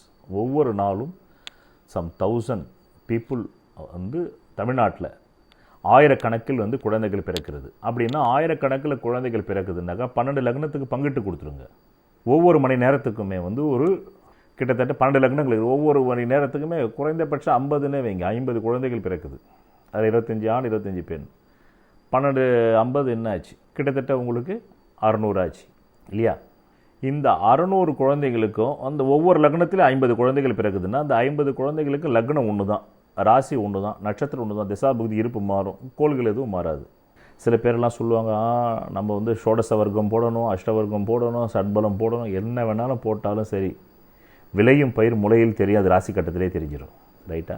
ஆனால் அதே நேரத்தில் தான் பில்கேட்ஸும் பிறந்திருப்பார், அதே நேரத்தில் தான் திருபாய் அம்பானியும் பிறந்திருப்பார். பொருள் உலகத்தில் ஜெயித்தவங்க அவங்க மட்டும் எப்படி ஜெயித்தாங்க? அதுதான் நான் சொல்ல வந்து, சில பேரிடத்தில் பரிணமிக்கக்கூடிய தொழில் திறமை, ஏதோ ஒரு தொழில் திறமையில் தானே வந்து அம்பானி வந்தார், ஏதோ ஒரு தொழில் திறமையில் தானே மைக்ரோசாஃப்ட்னு ஒன்று கண்டுபிடிச்சதுனால தானே பில்கேட்ஸ் வந்தார், ஏதோ ஒரு தொழில் திறமையில தானே வாரன் பஃபட் வந்தார், ஏதோ ஒரு தொழில் திறமையில தானே வந்து நடிகர்கள்லேயே உச்ச நடிகராக ரஜினிகாந்த் வந்தார். ஏன் அது வந்து மற்ற நடிகரால் செய்ய முடியல? கமலஹாசன் கூட ஒரு இடத்துல வெறுத்து போய் சொன்னார் 25 வருஷத்துக்கு முன்னாடி, நான் ரஜினியை ஃபாலோ பண்ண நினச்சிருந்தா நானே சிகரெட்டை வாயில் தூக்கி போட்டிருப்பேன். அது ரொம்ப கேவலமாக இருந்திருக்கும். அதான் சொல்ல வரேன், சில பேருக்கு சில திறமைகள் தான் அவங்க மூஞ்சி, அவங்க கண், மூக்கு, மொழி எல்லாத்துக்கும் செட் ஆகும். மற்றவங்களுக்கு அதை செஞ்சாக்கா கேவலமாக இருக்கும். இருக்கிறதையும் விட்டுடுவாங்க. அவங்க ஏதோ அவங்களுக்குன்னு வந்துக்கிட்டு இருங்கல்ல 4 நாள் காசு, அதையும் விட்டுடுவாங்க. அது எல்லாமே உங்களுக்குள் உறைந்திருக்கிறது, உங்களுக்குள் கருவறையில் உறைந்திருக்கிறது. அந்த கருவறைக்குள் இருந்து அதை வெளிக்கொணர்பவனே தன்னை அறிந்தவனாகிறான், அவனே முக்தனாகிறான். முக்தன்னா அவனே பேரானந்த பேற்றை அனுபவிக்கிறான். அதனால தான் இந்துக்கள் வந்து என்ன சொல்லுவாங்க, இந்தியாவில் கோவிலுக்குள் வந்து கருவறைன்னுவாங்க. கோவிலுக்குள் வந்து தெய்வம் இருக்கும் இடத்தை கருவறைன்னுவாங்க, கர்ப்ப கிரகம்னுவாங்க. நீங்கள் குழந்தை வந்து ஒரு தாயின் கருவறையிலும் இருக்குது, அதுவும் கர்ப்ப கிரகம். ஆனால் அது வந்து பௌதீக கர்ப்ப கிரகம். அதாவது உங்கள் உடலை, உங்களுடைய உடல் என்னும் அந்த மிஷினை உருவாக்கி தரக்கூடிய கர்ப்ப கிரகம் தான் தாயுடைய வயிறு. அதே மாதிரி கோவிலுக்குள்ள ஒரு கர்ப்ப கிரகம் இருக்குது, அது வந்து தெய்வம் குடிக்கொள்ளக்கூடிய இடம். அதே மாதிரி உங்களுடைய பல ஜென்ம கான்ஷியஸ்னஸ், அந்த கான்ஷியஸ்னஸில் நீங்கள் பில்கேட்ஸ் மாதிரி முயற்சி பண்ணியிருக்கீங்களா? பில்கேட்ஸ் மாதிரி நீங்கள் திறமசாலியாக இருந்திருக்கீங்களா? இல்லை நடிகர் ரஜினிகாந்த் மாதிரி திறமசாலியாக இருந்திருக்கீங்களா? இல்லை வாரன் பஃபட் மாதிரி நீங்கள் திறமசாலியாக இருந்திருக்கீங்களா? ஹிட்லர் மாதிரி திறமசாலியாக இருந்திருக்கீங்களா? உலகத்தையே பிடிக்கிறேன்னு வந்த அலெக்சாண்டர் மாதிரி நீங்கள் திறமசாலியாக இருந்திருக்கீங்களான்றது அது உங்களுடைய ஆத்ம கருவறைக்குள் இருக்கிறது. நீங்களே அந்த ஆத்ம கருவறைக்குள் தேடி போய் சாவி போட்டு திறந்து தெரிந்து கொள்ள முடியுமே தவிர, உங்களுக்காக இயேசுநாதரோ, உங்களுக்காக ஆதிசங்கரோ, உங்களுக்காக வள்ளல் பிரானோ, உங்களுக்காக வந்து வால்மீகி ராமாயணத்தை எழுதினார் அந்த மாதிரி, அது வந்து ராமாயணம் என்பது அவருடைய சொந்த வாழ்க்கை, பர்சனல் லைஃப். அது ராமபிரானுடைய பர்சனல் லைஃப். அது அதை படிச்சுட்டு நீங்கள் என்ன ஆக போகிறீங்க? பகவத்கீதை படிச்சுட்டு நீங்கள் என்ன ஆக போகிறீங்க? அது கிருஷ்ண பரமாத்மாவுடைய லைஃப் ஹிஸ்ட்ரி. அவர் தன்னுடைய ஆத்மாக்குள்ளே போய் தேடி கண்டுபிடிச்சி பகவத்கீதையாக உரைச்சிட்டு போயிட்டார். இந்த பக்கம் வந்தீங்கன்னா இயேசுநாதர் அவருடைய ஆத்ம கருவறைக்குள் போய், அவர் தன்னுடைய ஆத்ம கருவறைக்குள் போய் இருந்த அனைத்து கான்ஷியஸ்னஸையும் பைபிள் ஆக்கிட்டு போயிட்டார். இந்த பக்கம் நபிகள் நாயகன் தன்னுடைய ஆத்ம கருவறைக்குள்ளே போயிட்டு அவர் அதை வந்து குரான் ஆக்கிட்டு போயிட்டார். இப்போ நான் என் ஆத்ம கருவறைக்குள் போய் இருக்கிறதான் இந்த துளாராசி அன்பர்களுக்கு கடந்த 1 வருடமாக சொல்லிக் கொண்டிருக்கிறேன். அது மட்டுமல்ல, என்னிடத்திலே வந்து ஜாதகம் பார்க்கும் ஒவ்வொரு நபரிடத்திலும் நான் என் வாழ்க்கையில் அனுபவத்தை தான் சொல்லிக் கொண்டிருக்கிறேனே தவிர, நான் இந்த நூல்களிலிருந்து கோடிட்டு அந்த நூல்களிலிருந்து, அதெல்லாமே ஒரு பேசிக் ஸ்டடி தான். ஒரு மருத்துவம் பார்க்கின்ற வந்து ஒரு அறுவை சிகிச்சை நிபுணர் தன் மேஜையில் படுத்து கொண்டிருக்கிற அந்த பேஷண்ட்டை அறுக்கும்போது, நாம் வந்து அன்றைக்கி ப்ராக்டிக்கலில் படிக்கும்போது இங்கே அர்த்தமே அங்கே அர்த்தமே அப்படின்லாம் அப்போ புக்கை வச்சு ரெஃபர் பண்ண முடியாது. அப்போ அவ்வளோதான், அவருக்கு தோணுனதை செய்வார். அதில் சக்ஸஸ் ஆனாக்கா அவருடைய கான்ஷியஸ்னஸ் கரெக்டாக இருந்திருக்கு, இல்லைன்னா சரியாக இல்லை.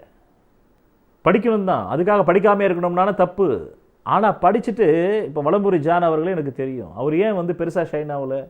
அவர் படித்ததை அப்படியே ஒப்பிப்பார். எனக்கே தெரியும், அவர் நண்பர் தான் அவர், எனக்கு அப்படியே ஒப்பிப்பார். இந்த நாள் இணைய நாள் அப்படின்னு ஒப்பிப்பார். அவரே காமெடியாக சொல்லுவார்.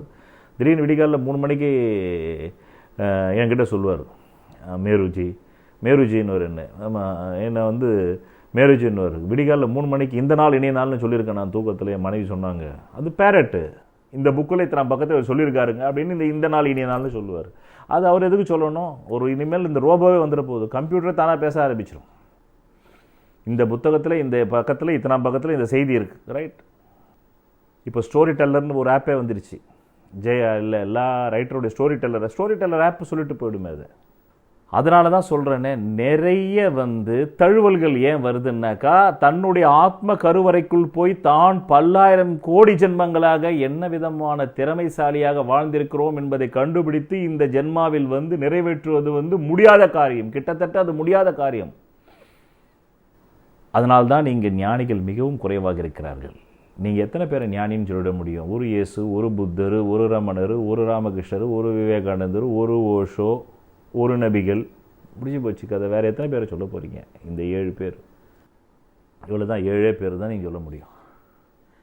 மற்றவங்களாம் இந்த 7 பேர் சொன்னதை எல்லாரும் ரிப்பீட் பண்ணிக்கிட்டு இருக்கிற பேரட்ஸ். இவங்க சொன்னாங்க. ஒரு திருவள்ளுவர் தான் அதை ரிப்பீட் பண்ணுறது 7 கோடி தமிழர்கள். ஒரு கிருஷ்ண பரமாத்மா தான். அதை ரிப்பீட் பண்ணுறது 100 கோடி இந்துக்கள். ஒரே ஒரு பைபிள் தான் இயேசு கொடுத்தாரு. அதை ரிப்பீட் பண்ணுறது 300 கோடி கிறிஸ்துவர்கள். ஒரே ஒரு நபிகள் தான், ஒரு குரான். அதை ரிப்பீட் பண்ணுறவங்க தான் உலகத்தில் இருக்கக்கூடிய அனைத்து வளைகுடா நாடுகளை சேர்ந்தவர்களும், எல்லா முகமதி நாட்டை சேர்ந்தவங்களும். முடிஞ்சு போச்சா கதை? முடிஞ்சு போச்சா கதை? மொத்தமே இல்லை. இந்த உலகம் மும்மூர்த்திகளால் ஆனது. இயேசு, கிருஷ்ணர், நபிகள். இதுதான் மேஜர் மதம்.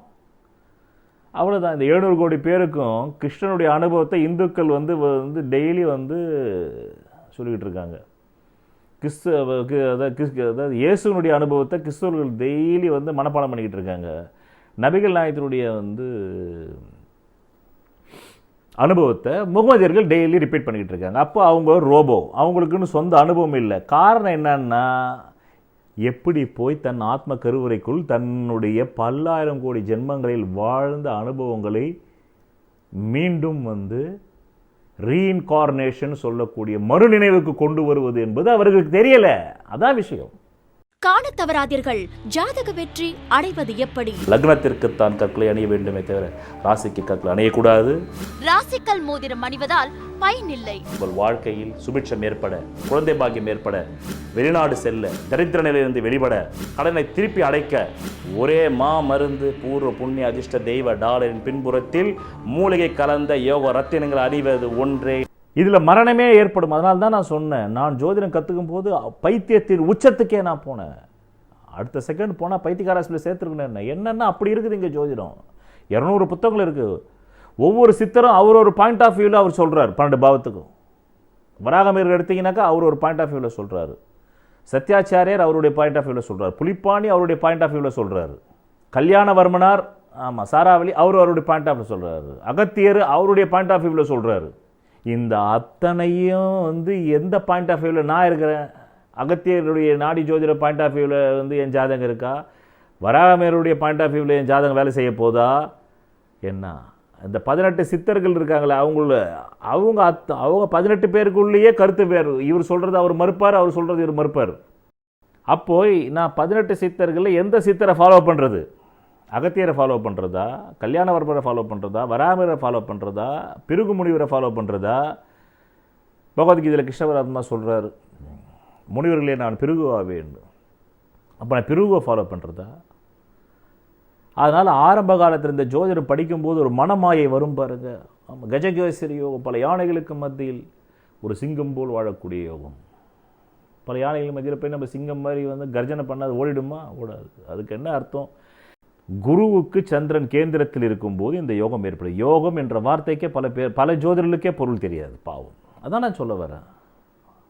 18 சித்தர்கள் உருவாக்குறதை வச்சுக்கிட்டு தான் இந்த உலகம் ஃபுல்லாக ஜோதிடம் சொல்லப்படுகிறது தவிர அவங்க ஒரு புது பைலாவை இதுக்குள்ளே கிரியேட் பண்ணல. இல்லை, அந்த 18 சித்தர்கள் என்ன சொல்ல வந்தாங்கன்றது மைய கருவியே அவங்க புரிஞ்சுக்கலன்னு நான் சொல்ல வரேன். உன்னுடைய அகத்தை, உன் அகக்கருவறைக்குள் நீ 10,000 பிறவிகளில் என்ன வாழ்ந்தாய் என்பது பொதிந்திருக்கிறது. அதை யார் ஒருவன் கடும் முயற்சி செய்து இந்த ஜென்மத்தில் தெரிந்து கொள்கிறானோ அவன் ஆசீர்வதிக்கப்பட்டவன். அவனே கடவுள் தன்மையை பெற்றவன், அவனே இரவா தன்மையை பெற்றவன், அவனே கடவுளாகி வாழ்பவன். ஏன்னா நீங்கள் கடவுள் அப்படின்னு சொன்ன அடுத்த செகண்ட் உங்கள் அத்தனை பேராசையும் தீர்த்து வைக்கிற ஒரு ஆளுன்னு நினச்சிங்கன்னாக்கா, இப்போ நான் கடவுள் தன்மை அடைஞ்சிட்டேன்னா உங்களுக்கு பொறாமை வரும். இந்த ஆள் கடவுள் தன்மை அடைஞ்சிட்டான்றான், நமக்கு எதுவுமே செய்ய மாட்டேன்றான். இந்த ஆள் திடீர்னு கனவு கண்டானே நமக்கு 2000 கோடி விழ வேணாமா வீட்டில் நினைப்பீங்க. உங்கள் பாயிண்ட் ஆஃப் வியூவில் பணம் கொடுத்தா தான் கடவுள், உங்கள் கோரிக்கையை நிறைவேற்றினா தான் கடவுள், இல்லை உங்களுக்கு சொல்லப்படுகின்ற பலன்கள் நடந்தால் தான் கடவுள்னு ஒத்துப்பீங்க. கடவுள் என்பது உங்கள் ஆத்ம கருவறைக்குள் போய் நீங்கள் என்னவாக பல பிறவைகளில் வாழ்ந்தீர்கள், என்ன விதமான அனுபவங்களை பெற்றீர்கள் என்பதை கற்றறிந்து தெளிவடைவதே கடவுள் தன்மை அடைவது, வேறு ஒன்றும் கிடையாது. அதுதான் ஆத்மானுபவம் என்றது. ஆத்மானுபவம் என்றது 10,000 கோடி ஆண்டுகளில் 10,000 கோடி பிறகுகளில் உங்கள் ஆத்மா என்னென்ன விதமான அனுபவங்களை பெற்றது, அந்த அனுபவங்கள் நல்ல அனுபவமா, கெட்ட அனுபவமா, இல்லை நல்லதும் கெட்டது கலந்த அனுபவமா? உண்மையிலேயே ஒரு குருன்னாக்கா அவர் களவும் கற்று இருக்கணும். களவும் கற்காதவர் குருவாக முடியாது. நீங்கள் பல பிறவைகளில் நீங்கள் எல்லாவற்றையும் கற்றிருக்க வேண்டுமா? களவும் என்றால் அனைத்தும், களவு என்றால் திருட்டையும் நீங்கள் கற்றிருக்க வேண்டும். அப்போதுதான் வாழ்க்கை என்ற அந்த சமூகத்திற்குள் வரும்போது உங்களை திருட பல பேர் வருவார்கள். இப்போ என்கிட்ட எடின்பரோன்னு ஒருத்தர் வந்தார், என்னுடைய சுயத்தை திருட வந்தார். அவர், நான் பிறப்பால் ஒரு இந்துவாக பிறந்தேன், அது என்னுடைய தேர்வும் அல்ல. ஆனால் அவர் கிறிஸ்துவ மதத்துக்கு ஆள் சேர்க்கறதுக்கு என்னை கூட்டு போய் வந்து நான் பார் உன்னை ஒரு நாள் வந்து ட்ரூ கிறிஸ்டின் ஆக்கும் அப்படின்னு என் பின்னாடி வந்து என்னுடைய தனித்தன்மையை களவாட வந்தார். அவரிடத்திலிருந்து நீங்கள் காப்பாற்றிக்கணும் இல்லையா? அப்போ நீங்கள் களவு பற்றி நீங்கள் வந்து ஒரு பிறவியில் வாழ்ந்து அந்த களவை செஞ்சிருந்தா தானே உங்ககிட்ட ஒருத்தன் உங்கள் தனித்தன்மையும் உங்கள் சுயத்தையும் களவாட வரும்போது அவங்ககிட்ட இருந்து நீங்கள் உங்களை பாதுகாத்துப்பீங்க. அனுபவம் இல்லை, நீங்கள் எப்படி பாதுகாத்துப்பீங்க? உடனே வந்து ஒரு 4 வார்த்தை சொல்லணும்னு அப்படியே மயங்கி போவீங்க. ஆமாம், இயேசுநாதர் ஒருத்தர் தான் இந்த விந்துவை ஒரு சொட்டு கூட விடாமல் மேலே போனாருன்னு. இதோ இன்றைக்கி பாருங்கள், ஒரு பாதிரியார் வந்து பிராத்தல் பண்ணியிருக்காருன்னு வந்து செய்தி வருது தந்தி டிவியில். நான் அதெல்லாம் லைக்கில் போட்டு வச்சுருக்கேன் ரெஃபரன்ஸ்க்காக. ஒரு பாதிரியார் தமிழகத்தில் ஆமாம் சர்ச்சை வந்து பிராத்தலுக்கு பயன்படுத்திக்கிட்டாருன்னு. அதேமாதிரி வந்து இந்து மதத்தில் சிவசங்கர் பாபா நிறைய ஆன்மீக நான் தான் வந்து கிருஷ்ணர் நீங்கள்லாம் கோபிகான்னு அவர் வந்து பாலியல் வன்கொடுமை பண்ணதாக 2 பேர் புகார் கொடுத்துருக்காங்கன்னு வந்திருக்கு. இதே மாதிரி இமாம் ஒருத்தர் டெல்லியில் ஒரு இமாம் ஆமாம் பள்ளிவாசலுக்குள்ளேயே 15 வயசு மைனர் பொண்ணை கற்பழிச்சிருக்கார். அப்போ இந்த சமூகம் வந்து உங்களை நீங்களாக வாழ விடாது. நீங்களாக வாழ வேண்டும் என்றால் உங்கள் ஜனன ஜாதகத்தில் 3ஆம் இடம் பலமாக இருக்கணும். அதுதான் முற்போக்கு நிலை என்றால் என்ன? முற்போக்கு கொள்கை உடையவராய் இருத்தல், முற்போக்கு சிந்தனை உடையவராய் இருத்தல், முற்போக்கு தொண்டனாய் இருத்தல், முற்போக்கு தொழிலதிபராக இருத்தல், முற்போக்கு தலைவனாய் இருத்தல், முற்போக்கு செல்வந்தனாய் இருத்தல், முற்போக்கு மதவாதியாக இருத்தல், முற்போக்கு செயல்திறன் உடையவராய் இருத்தல், முற்போக்கு அரசியல்வாதியாக இருத்தல், முற்போக்கு எழுத்தாளனாக இருத்தல், முற்போக்கு புரட்சிவாதியாக இருத்தல், முற்போக்கு கலைஞனாக இருத்தல் என்று குறிப்பாக இந்த முற்போக்கிற்கு வடிவம் தரலாம். ஆக முற்போக்கு நிலை என்பது செல்வ வாழ்க்கையை மட்டும் குறிப்பிடும் சொல் அல்ல. இந்த முற்போக்கு நிலை வறியவரிடத்தும் எளியவரிடத்தும் கூட காணப்படும் என்பது புலனாகிறது. மழலை பருவத்திலேயே இந்த முற்போக்கு நிலைக்கு அல்லது முன்னுக்கு வர நாம் தயாராக துடிக்கிறோம். அன்னையிடம் பால் பருகும் பொழுது மழலையின் அவசர நிலையை காண முடிகிறது. வேறு எந்த குழந்தைக்கு அந்த தாய் பால் போட்டப் போகிறாள்? இல்லையே. அப்படி இருந்தும் பஞ்சு கரம் படைத்த அந்த பிஞ்சு எவ்வளவு பரபரப்பினை அவள் இதயம் இருக்கும் இடத்தில் காட்டுகிறது. அப்பொழுது நாம் முந்திக் கொள்ள வேண்டும் என்று துடித்திருக்கிறோம். சிறார் பருவத்தில் உடன் பிறந்தோர்களை விட பெரியோர்களிடம் அன்பை பெறவும் உணவுப் பொருளை பெறவும் முந்துகின்ற முற்போக்கு வேகம்தான் என்ன? மாணவ பருவத்தில் கல்வியிலும் போட்டி பந்தயங்களிலும் முன்னுக்கு வர வேண்டும் என்ற துடிப்புக்கு இணையேது. காதல் பருவத்தில் எண்ணங்கள் முந்துதலை அணையிட்டு தடுக்கும் சக்தி யாருக்கு உண்டு? ஒருவாறு குடும்பம் வாழ்க்கை என்று அமைந்துவிட்ட பிறகு நம் ஆசைகளின் முந்துதல் ஆர்ப்பரிக்கும் கடல் அலையை போன்றது என்றால் மிகையாகாது. எல்லாருக்கும் முற்போக்கு வாழ்க்கை வாழ வேண்டும் என்ற துடிப்பு இருக்கிறது. காரணம், இதயம் துடித்து கொண்டே இருக்கிறது அல்லவா? இந்த முற்போக்கு நிலை சிற்றின்ப வாசிகளுக்கும் பேரின்ப வாசிகளுக்கும் பொதுவாகவே இருக்கிறது. ஆனால் பாகுபாட்டு தன்மையில் தான் வேறுபடுகிறது. தரையில் வாழும் மீன்களாய் சிலர், நீரில் வாழ் மீன்களாய் சிலர், உவர்ப்பு நீராய் சிலர், உன்னீராய் சிலர் இவ்வுலகின் கண் வாழ்ந்து கொண்டிருக்கிறார்கள். இவர்கள் எல்லாருக்கும் முற்போக்கில் முனைப்பு நிலை உண்டு. கல் ஒன்று கனியாக முடியாது, கனி ஒன்று கல்லாக முடியாது. அவரவர் நான் முன்பே சொன்னதை போல் 10,000 கோடி பிறவிகள் எப்படி வாழ்ந்தீர்களோ அதற்கு ஒப்பத்தான் நீங்கள் கிரகங்களை வந்து பயன்படுத்திக் கொள்ளப் போகிறீர்களே தவிர கிரகங்கள் உங்களை பயன்படுத்திக் கொள்ளப் போவதில்லை. காரணம், கிரகங்களுக்கு தன்னுணர்வு இல்லை. உங்களுக்குத்தான் அது கிரகம், அது இந்த காரகத்துவத்தை செய்கிறது, இந்த வேலைகளை உங்கள் ஜாதகத்தில் வந்து செயலாற்றப் போகிறது என்றது தெரியுமே தவிர அந்த கிரகத்திற்கு அது தெரியாது. இயற்கை கல்லுக்கும் கனிக்கும் ஒரு தலையெழுத்தை படைத்துள்ளது என்றால் மாற்றிவிட முடியுமா? என்னால் ஆகாததுண்டோ என இருமாப்பு கொள்ளும் மனிதனின் 10,000 கோடி பிறவிகளை அவன் தெரிந்து கொள்ளாமல் அவன் ஜாதகத்தை இயக்க வந்தால் முட்டிக்கொண்டுதான் குனிவான். இந்த தன்னுடைய 10,000 கோடி பிறவிகளின் அகத்தை அறிந்து கொள்ளாமல் காசிக்கு போய் நீராடினாலும் அழியாது, கன்னியாகுமரியில் கணக்கற்ற முழுக்கு போட்டாலும் அழியாது. பாக்கியவான் பாக்கியத்தை அனுபவிக்க வேண்டும், அபாக்கியவான் அபாக்கியவத்தை அனுபவிக்க வேண்டும். நீங்கள் உங்கள் 10,000 கோடி பிறவிகளில் எப்படி நீங்கள் வாழ்க்கையை கையாண்டீர்களோ அதற்கு ஏற்ப பாக்கியமும் வருகின்றது, அபாக்கியமும் வருகின்றது. அதனால்தான் கடலங்குடி நடேசன் சாஸ்திரியார் அவர்கள் ஜோதிடத்தில் பழங்கால நூல்களை எல்லாம் சமஸ்கிருதத்திலிருந்து மொழிபெயர்த்தவர் ஒரு இடத்திலே சொல்கிறார், பூர்வ புண்ணியத்தை ஜாதகத்தில் உள்ள 5ஆம் பாவத்தை வைத்து மட்டும் அவன் ஆட்சி உச்சம் என்றால் மட்டும் இவன் பூர்வ புண்ணியம் நிரம்ப பெற்றவன் என்று உறுதியிட முடியாது. அதாவது பூர்வ புண்ணியத்தை துரிதப்படுத்த முடியாது, தோராயப்படுத்த முடியும். ஏனென்றால் நான் முன்பே சொன்னேனே, அர்பனிலும் ரூரலிலும் கடந்த 50 ஆண்டுகளாக பிறப்பிறப்பு மாநகராட்சியில் இருந்து எடுக்கப்பட்ட ஸ்ட்ராட்டஜியில் ஒவ்வொரு நாளும் 1000 குழந்தைகள் தமிழகத்தில் பிறக்கிறது. அந்த 1000 குழந்தைகளாக வந்து வந்து முதன்மைத்தன்மையை பெற்றுவிடுகிறது? இல்லை. அது அரசியலாக இருந்தாலும் சரி, பொருளாதாரமாக இருந்தாலும் சரி, வியாபாரமாக இருந்தாலும் சரி, அறிவியலாக இருந்தாலும் சரி, கல்வித்துறையாக இருந்தாலும் சரி, இல்லையே. அப்படி யாராவது ஒரு ஆகியிருக்கிறார் என்றால் அவர் பொருளில் ஜெயித்தார் என்றால் கூட அவருடைய அகத்தில் இருந்துதான் அந்த பொருளை அறிய முடியும். அகத்தில் உள்ளதுதான் புறத்தில் வரும். அகத்தில் இல்லாத எதையுமே புறத்தில் வராது. நான் ஒரு பெரும் கோடீஸ்வரனாக போகிறேன் என்பது முதலில் அந்த எண்ணம் அகத்தில் விதையாக வந்தால்தான் அதற்காக நீங்கள் உங்கள் கால்கள் அந்த திசையை நோக்கி நடக்க ஆரம்பிக்கும். அதே போல் நான் ஒரு வன்முறையாளனாக வர வேண்டும் என்ற உந்துதல் இருந்தால்தான் நீங்கள் வன்முறையாளனாக வரவே முடியும். நான் ஒரு புரட்சிவாதியாக வர வேண்டும், நான் ஒரு கார்ல் மார்க்ஸை போல் வர வேண்டும் என்ப அந்த உந்துதல், அது உங்களுடைய பல்லாயிரம் பிறவிகளில் வருகிறது. அதனால்தான் இந்தியாவில் 3 மதங்களும் மறுபிறவை தத்துவத்தை ஒத்துக்கொள்கிறது. அது ஒன்று ஜைன மதம், இன்னொன்று பௌத்த மதம், இன்னொன்று இந்து மதம். காரணம், மனிதனுக்கு வரக்கூடிய ஆசைகள் எண்ணிலடங்காதது. அதில் 199 நிறைவேறாது என்பதை அவன் புரிந்து கொள்வதற்கே 40 வயது ஆகிவிடுகிறது. 199 அவனுக்கு அது நிறைவேறாது. அவையெல்லாம் 40வது வயதில் கொஞ்சம் புத்திசாலியாக இருந்தால் 21லிருந்து 28 வயதிற்குள்ளாகவே அவன் புரிந்து கொள்வான். காரணம், வாழ்க்கை 7 வருட சுழற்சியில் நகர்கிறது. ஒவ்வொரு 7 வருடமும் ஒவ்வொரு சுழற்சி வருகிறது. அந்த ஒவ்வொரு 7 வருடத்திலும் உங்கள் செல்கள் புதுப்பிக்கப்படுகிறது. முதலில் ஒரு குழந்தை 1லிருந்து 7 வயதுக்குள் அந்த குழந்தை முழுக்க முழுக்க முழுக்க தன்னில் அது வேர் கொண்டிருக்கும். அதற்கு இந்த உலகமே அதற்காகத்தான் இயங்குகிறது. அது ஒரு பெரிய ராஜாவாக இருக்கும். அவருடைய அம்மா, அவருடைய அப்பா, அவருடைய பணியால், அவருடைய சொந்தங்கள் எல்லாமே அந்த குழந்தைக்காக ஓடியாடி வேலை செய்வார்கள். அந்த குழந்தை சட்டென்று கொஞ்சம் அழுதால் கூட உடனே அட்டென்ஷன் அந்த குழந்தைக்கு போகும். அதனால் அந்த குழந்தை முழுக்க முழுக்க ஒரு ராஜாவாக வாழும். அதற்கு முதலில் அந்த 1 to 7 ஏஜ் வரையிலும் அந்த குழந்தைக்கு அதிகாரம் வகிக்கும் கிரகமாக வருவது சூரியன். அதுதான் ஆத்மா. அதனால்தான் ஒரு குழந்தையும் தெய்வமும் ஒன்று என்பார்கள். 1லிருந்து 5 வரையில் அந்த குழந்தை தன்னை பற்றித்தான் அது பெரிதாக தெரியும். தனக்காகவே இந்த பூமி சுத்துகிறது, தனக்காகவே இந்த உலகம் சுத்துகிறது, தனக்காகவே சூரிய சந்திரன் வருகிறார்கள், தனக்காகவே எல்லாம் நடக்கிறது. தானின்றி ஒரு அணுவும் அசையாது. அதாவது அது இன்றி அணுவும் அசையாது. அந்த நினைப்பிலேயே அந்த குழந்தை நிலை கொண்டிருக்கும். பிறகு இதுதான் 7 சைக்கிள்ஸ் ஆஃப் லைஃப். வாழ்வின் 7 சுழற்சிகள். வாழ்வின் 7 வருட சுழற்சி என்பது இதுதான். ஆக முதலில் அந்த குழந்தை தன்னில் வேர் கொண்டுள்ளது. அது தன் ஆத்மாவில் வேர் கொண்டு அதுவாகவே சிரிக்கும், அதுவாகவே தூக்கத்தில் சிரிக்கும். எல்லாமே அது தன் ஆத்மாவில் வேர் கொண்டுள்ளது. அதற்கு துன்பம் என்றால் என்னவென்றே தெரியாது.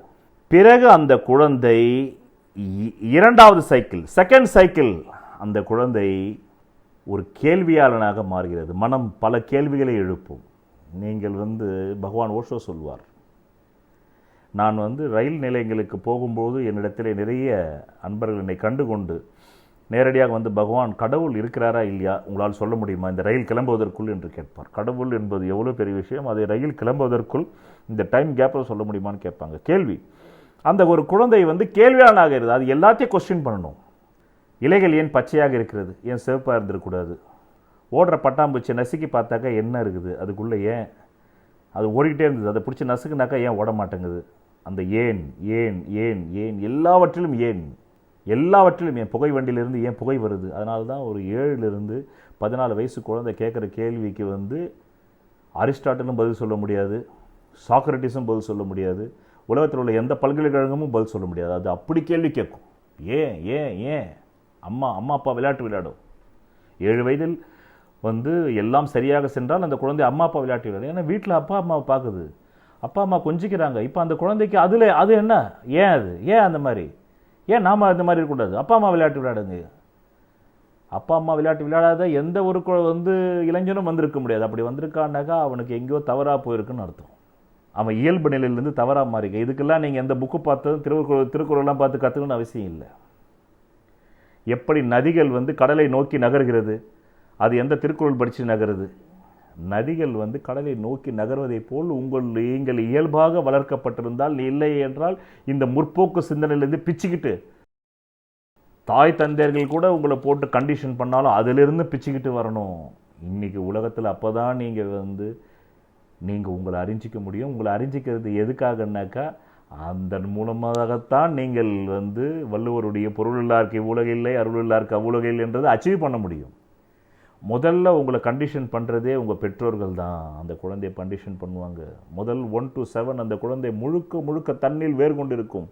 7 to 14 அது பார்க்கும் அனைத்தையும் கொஸ்டின் பண்ணும். ஏன், எதுக்கு, இது எதுக்கு, அது எதுக்கு, அம்மா அண்ணா என்ன, அப்பா அண்ணா என்ன, ஏன் அப்பான்னு நம்ம சொல்கிறோம், இப்படி எதை வேணாலும் கேட்கும். அவர் ஏன் அப்படி இருக்கார், இவர் ஏன் இப்படி இருக்கார், உங்களால் பதில் சொல்லவே முடியாது நீங்கள் 4 PhD வாங்கியிருந்தாலும். ஆக அந்த குழந்தை வெளி உலகத்தோடு தொடர்பு கொள்கிறது அந்த 7 to 14. முதல் 1 to 7க்கு ஆளும் கிரகம் சூரியன், அது ஆத்மகாரகன். சூரியன் தான் ராஜா. சூரியனை சுற்றி தான் எல்லா கிரகமும் சுற்றுதே தவிர சூரியன் போய் யாரையும் சுற்றுறது இல்லை. சூரியனை தான் எல்லா கோள்களும் சுற்றினா தான் அது ஒளி கிடைக்குன்றதுக்காக சுற்றுது, இல்லைன்னா அதுவும் சுற்றாது. அந்த மாதிரி அந்த குழந்தை ஆத்மாவில் லயித்திருக்கும் போது அது ராஜா. அதுக்காகவே குடும்பமே சுற்றும். அந்த குழந்தைக்கு திடீர்னு அதுக்கு முன்னாடி வரலாம் அவங்க வீட்டில் வறுமையாக இருந்திருக்கும். ஆனால் இந்த குழந்தை பண்ணோன்னு ஒரு ஃபேனை வாங்கி வைப்பாங்க. இந்த குழந்தை நல்லா ராஜா மாதிரி இருக்கணும், ஏன்னா குழந்தை நம்ம தான் அப்படி கஷ்டப்பட்டுமே. அதனால் அந்த குழந்தை எதை பற்றியும் திக்படாது. அது இப்படி திரும்பி கொஞ்சம் அழ ஆரம்பித்தாலே எல்லாரும் நிற்பாங்க. அதனால் அதுக்கு ஆளும் கிரகம் சூரியன், அது ராஜா. 2வது சந்திரன், அதுக்கு சுய ஒளியே கிடையாது.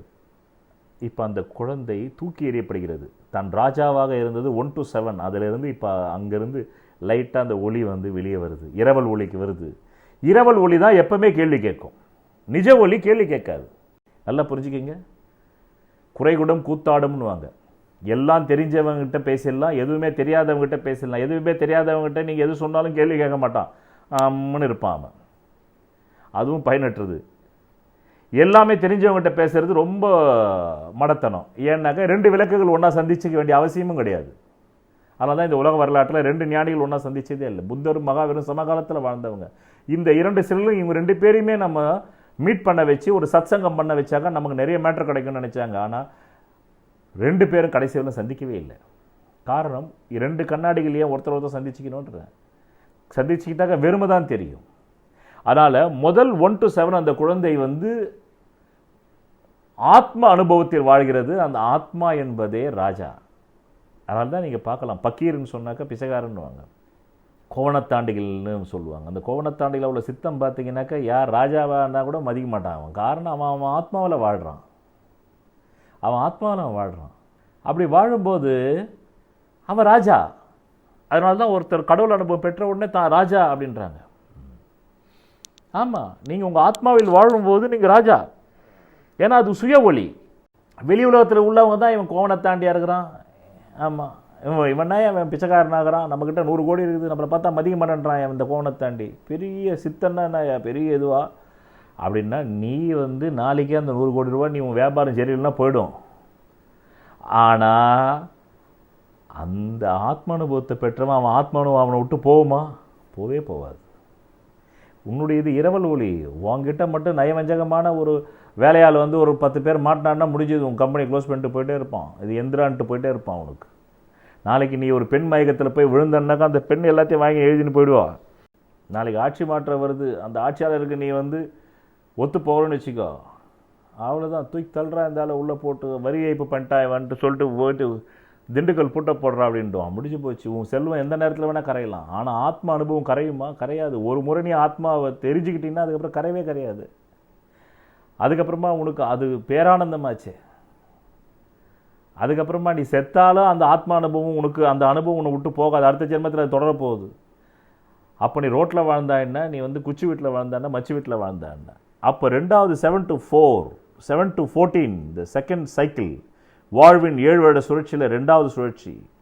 சந்திரன் மனமயத்தில் வாழ்கிறது. மனம் என்றாலே பைத்தியம். அந்த குழந்தை 7 to 14 வயசு கேட்குற கேள்வி இருக்குல்ல, பைத்தியம் பிடிச்சி போவோம் எதிராளிக்கு. அது கொஸ்டினிங் பண்ணும், எல்லாத்தையும் கொஸ்டினிங் பண்ணும். அதுக்கு ஆளும் கிரகம் சந்திரன், அது இரவல் ஒளி. ஆத்மா கிட்டேருந்து வாங்குது அது இரவல் ஒளி. இப்பொழுது 3வது 14 to 21 இந்த நேரத்தில் தான் அட்வென்ச்சரில் இறங்குது ஒரு குழந்தை. 14 to 21 முழுக்க அட்வென்ச்சர். அதனால தான் வெளிநாடுகளில் பார்த்தீங்கன்னாக்கா இராணுவத்துக்கு அமைச்சர், அங்கே போய் நீ அட்வென்ச்சர் பண்ணு. இங்கே அந்த இராணுவ கல்வி இல்லாதனால யாரெல்லாம் திரைப்படத்தில் அட்வென்ச்சர் பண்ணுறாங்களோ அவங்கள ஹீரோவாக கொண்டாடுறது. ரஜினிகாந்த் சினிமாவில் 10 பேர் அடிப்பார், நிஜ வாழ்க்கையில் ஒருத்தரோடு அடிக்க முடியாது அவரால். அவங்களுடைய கை குச்சி மாதிரி கை. அப்போ இந்த 14 to 21 பூரா ஆமாம் அட்வென்ச்சர். அப்போ நம்ம ஊரில் சினிமா தான் கதாநாயகில் தான் அட்வென்ச்சர். ஏன்னா நிஜ வாழ்க்கையில் நீங்கள் ஒருத்தர் அடித்தாலே 75 கேஸு 4 நாள் போயிடும், பாஸ்போர்ட் கிடைக்காது. ஆமாம், நீங்கள் அரசு பணிக்கு போக முடியாது. ஆனால் சினிமாவில் அஜித்தும் விஜயும் கமலஹாசனும் ரஜினிகாந்தும் நம்ம விஜயகாந்தும் எத்தனை பேர் வேணால் அடிப்பாங்க, எத்தனை பேர் வேணால் கொலை பண்ணுவாங்க. அதனால் தனக்குள்ளே உள்ள அட்வென்ச்சரை ஹீரோயிசத்து மேலே போட்டு அவங்களுக்கு நற்பணி மன்றங்கள் அப்படின்னு சொல்லிட்டு நான் அன்னதானம் பண்ணுறேன், ரத்த தானம் பண்ணுறேன்னு சொல்லிட்டு இந்த 14 to 21 முழுக்க முழுக்க ஒரு குழந்தை வந்து அட்வென்ச்சர் லைஃப்பில் வாழுது. அந்த அட்வென்ச்சர் லைஃபுக்கு யார் அதிபதி? அங்காரகன். இப்போது மெல்ல மெல்ல அவனுக்கு பெண் மேலே ஆர்வம் வருது. 1 to 7 அவன் மேலே தான் அவனுக்கு ஆர்வம், யார் மேலேயும் ஆர்வம் இல்லை. ஆத்மானுபவத்தின் மேலே தான் அவனுக்கு. அவன் ராஜாவாக இருந்தான். 7 to 14 அவன் வந்து அப்படியே வந்து இறங்கி கொஸ்டினிங், கேள்வி கேட்க ஆரம்பித்தான். தான் கண்களால் பார்க்கும் எல்லா பொருட்களையும் மீது கேள்வி கேட்க ஆரம்பித்தான். கடவுள்னா யார், எங்கே இருக்கார், எந்த உலகத்தில் இருக்கார், அவர் பேர் ஏன் கிருஷ்ணான்னு நம்ம சொல்கிறோம், கிறிஸ்துவில் ஏன் ஜீசஸ்ன்றாங்க. அப்போ ஒரே ஒரு கடவுள் தானே இருக்கணும், ஒரு சூரியன் தானே இருக்குது, ஏன் இப்போ 100 கடவுள் இருக்குது? இப்படி கேள்வி, பார்க்கும் பொருள் அனைத்தையும் கேள்வி.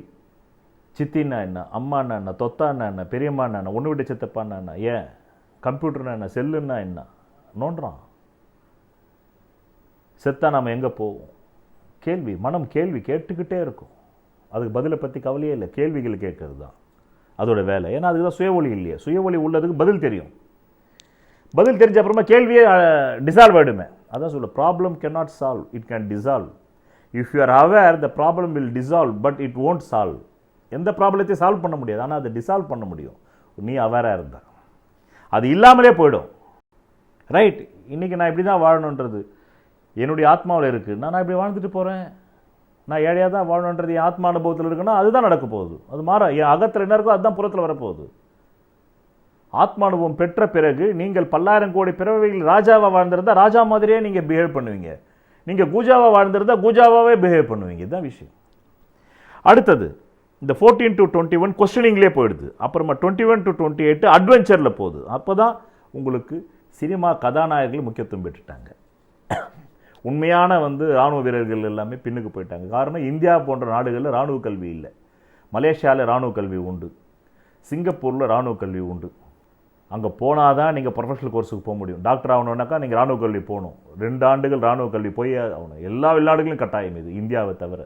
அதனால தான் இங்கே நீங்கள் கும்பாபிஷேகம் பண்ணுறீங்க சினிமா கதாநாயகர்களுக்கு. பிறகு அவனுக்கு மெல்ல மெல்ல செவ்வாய் தான் பித்தத்துக்கு அதிபதி, காம பித்தத்துக்கு அதிபதி. அவன் தான் ரத்தத்துக்கு அதிபதி. ரத்தத்தில் அந்த காமத்தினுடைய அந்த உஷ்ணத்தை கொடுக்குது. காமத்துக்கு உஷ்ணம் முக்கியம். அதனால தான் நீங்கள் பால் ஒன்று ஈடுபடும்போது உங்களை அறியாமல் உடம்புல உஷ்ணம் வரும். அந்த உஷ்ண தீ அவன் மெல்ல மெல்ல மெல்ல எதிர்பாலனத்தை ஈர்க்க வைக்கிறான். பெண்களுக்கு ஆண் பிள்ளைகள் மீது கவர்ச்சி வருகிறது, ஆண் பிள்ளைகளுக்கு பெண் பிள்ளைகள் மீது கவர்ச்சி வருகிறது. இப்போது அவன் முக்கியம் அல்ல, அவனுடைய எதிர்பாலனமே முக்கியம். அந்த எதிர்பாலனத்தை எப்படியாவது வலையில் போட்டோம்னா அதுதான் அட்வென்ச்சர் அவனுக்கு. அவ்வளோதான். ஆசை 60 நாள், மோகம் 30 நாள், அவ்வளோதான். அவள் வலையில் விழுந்துட்டால இன்னொருத்திய வலையில் விழுது. அப்போ அட்வென்ச்சர் தன் ஆண்மையை நிரூபிக்கிறது, பெண்மையை அடக்கிறது, இல்லை பெண்மையை வசீகரப்படுத்துறது. ஒன்று அவனுக்கு சொலேஸ் வந்து சினிமா ஹீரோஸு, 2வது சொலேஸு பெண். இந்த 2த்துக்காகத்தான் அவன் இந்த ஏஜ் ஆஃப் 3rd சைக்கிள், வாழ்வின் 7வது, அதாவது அந்த 7 வருட சுழற்சியில் 3வது சுழற்சியான இப்போ வயது 1 to 7 முடிச்சுட்டான், 7 to 14 முடிச்சுட்டா இப்போ 14 to 21 வரான். அட்வென்ச்சர் லைஃபுக்கு வரான். எதுவாக இருந்தாலும் அட்வென்ச்சர். ஆமாம், கோபமாக பேசணும், யார் சொன்னால் ஏற்று பேசு. அட்வென்ச்சர் எதுக்கு நான் பண்ணிய மாட்டேன். ஏன்னா ரத்தம் சூடாக இருக்கும். செவ்வாய் தான் ரத்தத்துக்கு அதிபதி.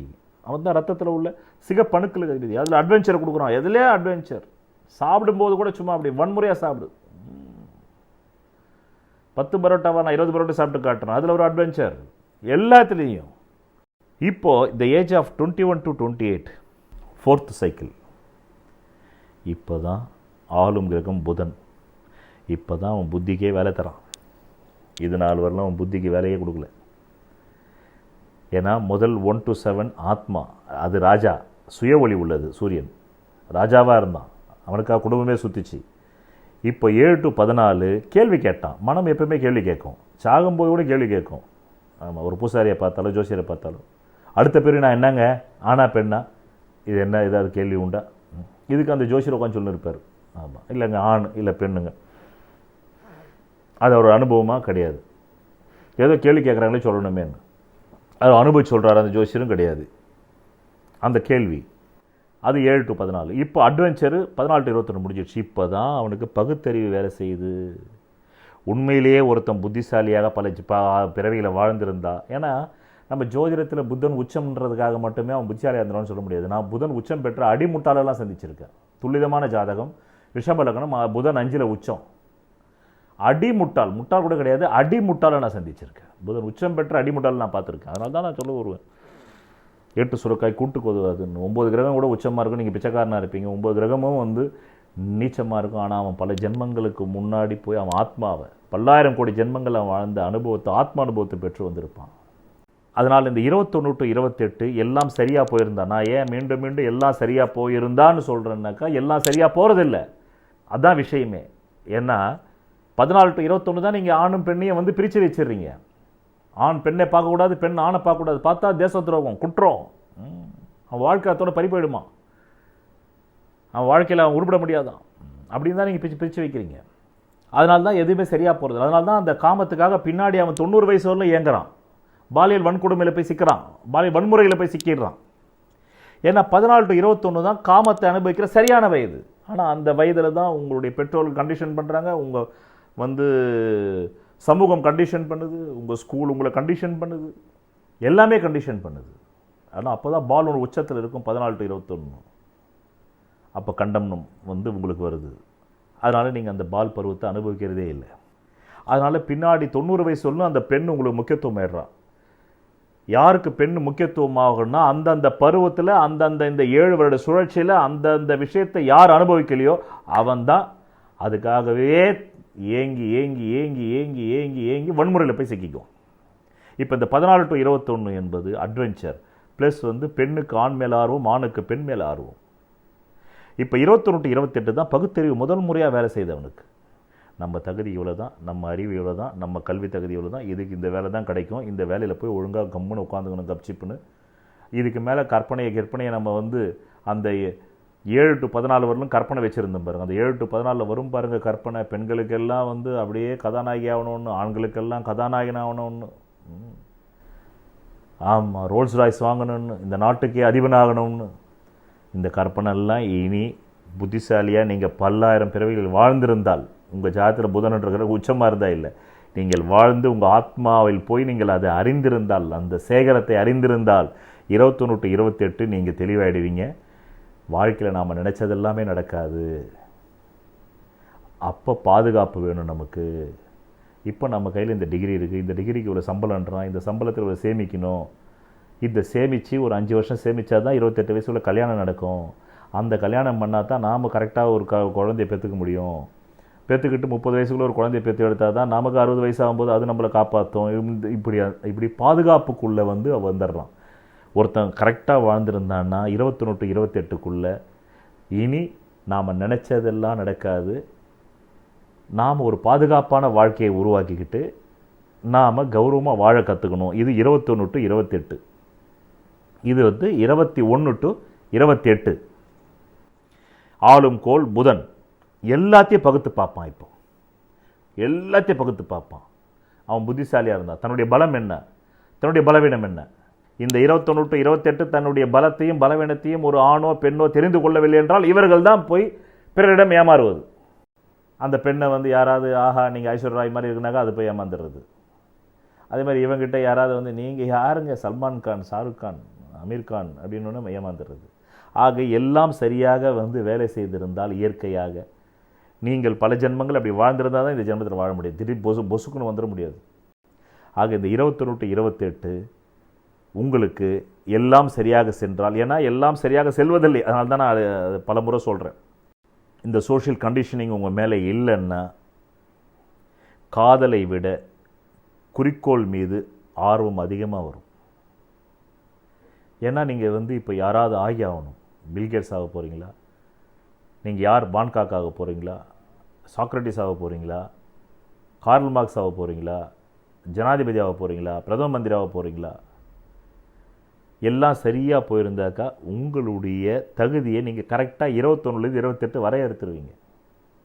வெற்றியாளர்கள் எல்லாமே 21 to 28 வரையறுத்துடுறான். நான் இதுக்கு தான் தகுதி, நான் இதுக்கு தான் தகுதி, நான் இதுக்கு தான் பிறந்தேன், இதைத்தான் நான் செய்ய போகிறேன் அப்படின்றது அந்த 21 28ன்ற 4th சர்க்கிளில் அவன் தெளிவாகிடுவான்.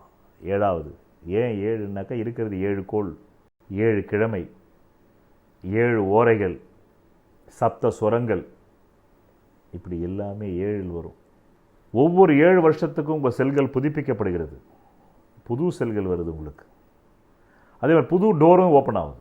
1 to 7 உங்களுக்கு ராஜாவாக இருந்தீங்க, உங்களுக்குள்ள ஆத்மானுபவத்தில் இருந்தீங்க, அங்கேருந்து செகண்ட் டோர் கேள்வி கேட்குறதுல வரீங்க, 3rd டோர் அட்வென்ச்சருக்கு வரீங்க, 4th டோர் பகுத்தறிவுக்கு வரீங்க. இப்போ தான் இந்த பகுத்தறிவு ஒழுங்காக வேலை செஞ்சால் உங்கள் தகுதியை தெரிஞ்சுக்கிட்டு நீங்கள் உங்களை பாதுகாப்பு வளையத்துக்குள்ளே வந்துடுவீங்க.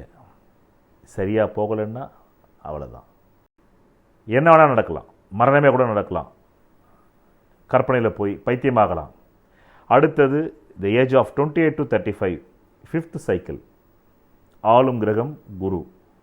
இந்த வயசில் முழுக்க முழுக்க முழுக்க சவால், அட்வென்ச்சர், அதெல்லாம் பேத்தல், சுத்த பேத்தல்ப்பா. எவனா பக்கத்தில் உட்காந்து பாருங்கள், பில்கேட்ஸ் ஆகுது எப்படின்னாக்கா கொஞ்சம் அறிவாளியாக இருந்தீங்கன்னாக்கா சரி சரி நீ ஆயிக்கப்பா ரைட் இப்படி வந்துடுவீங்க.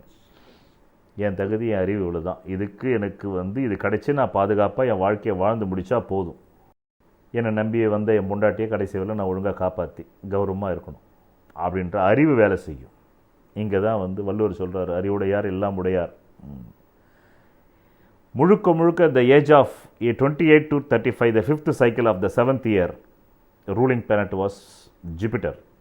இந்த வயசில் முழுக்க முழுக்க இப்போ தான் உங்களுக்கு கொஞ்சம் ஞானம் வரும். இப்போ தான் உங்கள் வாழ்வின் தீபம் 1லிருந்து 35 அப்படி மேலே போச்சு கிராஃப். இப்போ மீண்டும் டவுனை நோக்கி போகுது சக்தி. அதனால் எவ்வளவு காமம் அனுபவிக்கணுமோ அந்த காமத்தினுடைய உச்சம் இப்போ தீபம் அணைய போகுது. அணையிற தீபம் எப்பவுமே கொஞ்சம் அதிகமாக காட்டும். அதனால் இந்த 28 35 முழுக்க முழுக்க நீங்கள் திருமணம் செய்து கொண்ட மனைவியின் மீது அன்பு, பாசம், காமம், காதல் இதிலேயே உழண்டு குடும்பம் என்ற வளையத்துக்குள்ளே அந்த குடும்பத்துக்கு காப்பாற்றுறதுக்கு பொருளாதார பாதுகாப்பை தேடிடுவீங்க. இந்த பாதுகாப்பு இப்போ சவால் மேலெல்லாம் சுத்த பேத்தல்ப்பா, அதெல்லாம் 10 பைசாவுக்கு உதவாதுப்பா அப்படி தத்துவம் பேச ஆரம்பிப்பீங்க. 28 to 35 6th சைக்கிளான 35 to 42 ஆளும் கோள் சுக்கிரன். இந்த வயதில் உங்களுக்கு பெண்களாக இருந்தாக மெனோபாஸ் ஸ்டார்ட் ஆகிற டைம் இது. இப்போவே ஸ்டார்ட் ஆகிடாது, அதை நோக்கி போகிற டைம் இது. கிட்டத்தட்ட வாழ்வின் தீபம் 35 70 வயசு முழு சைக்கிள் முடியுது. 10 சைக்கிள்னால் அதில் 5வது சைக்கிளில் அதாவது தீபம் ஜோதி அப்படி ஏறிச்சு, சக்தி, உடல் சக்தி என்ற ஜோதி அப்படி மேலே கீழே இருந்து 0லேருந்து 35 வயசுக்கு வரும்போது டாப்பு போய் இப்போ 35 to 42 இந்த வயதில் தான் உங்களுக்கு முழுக்க முழுக்க பாதுகாப்பில் நீங்கள் முழுக்க முழுக்க நிலை கொள்கிறீர்கள்.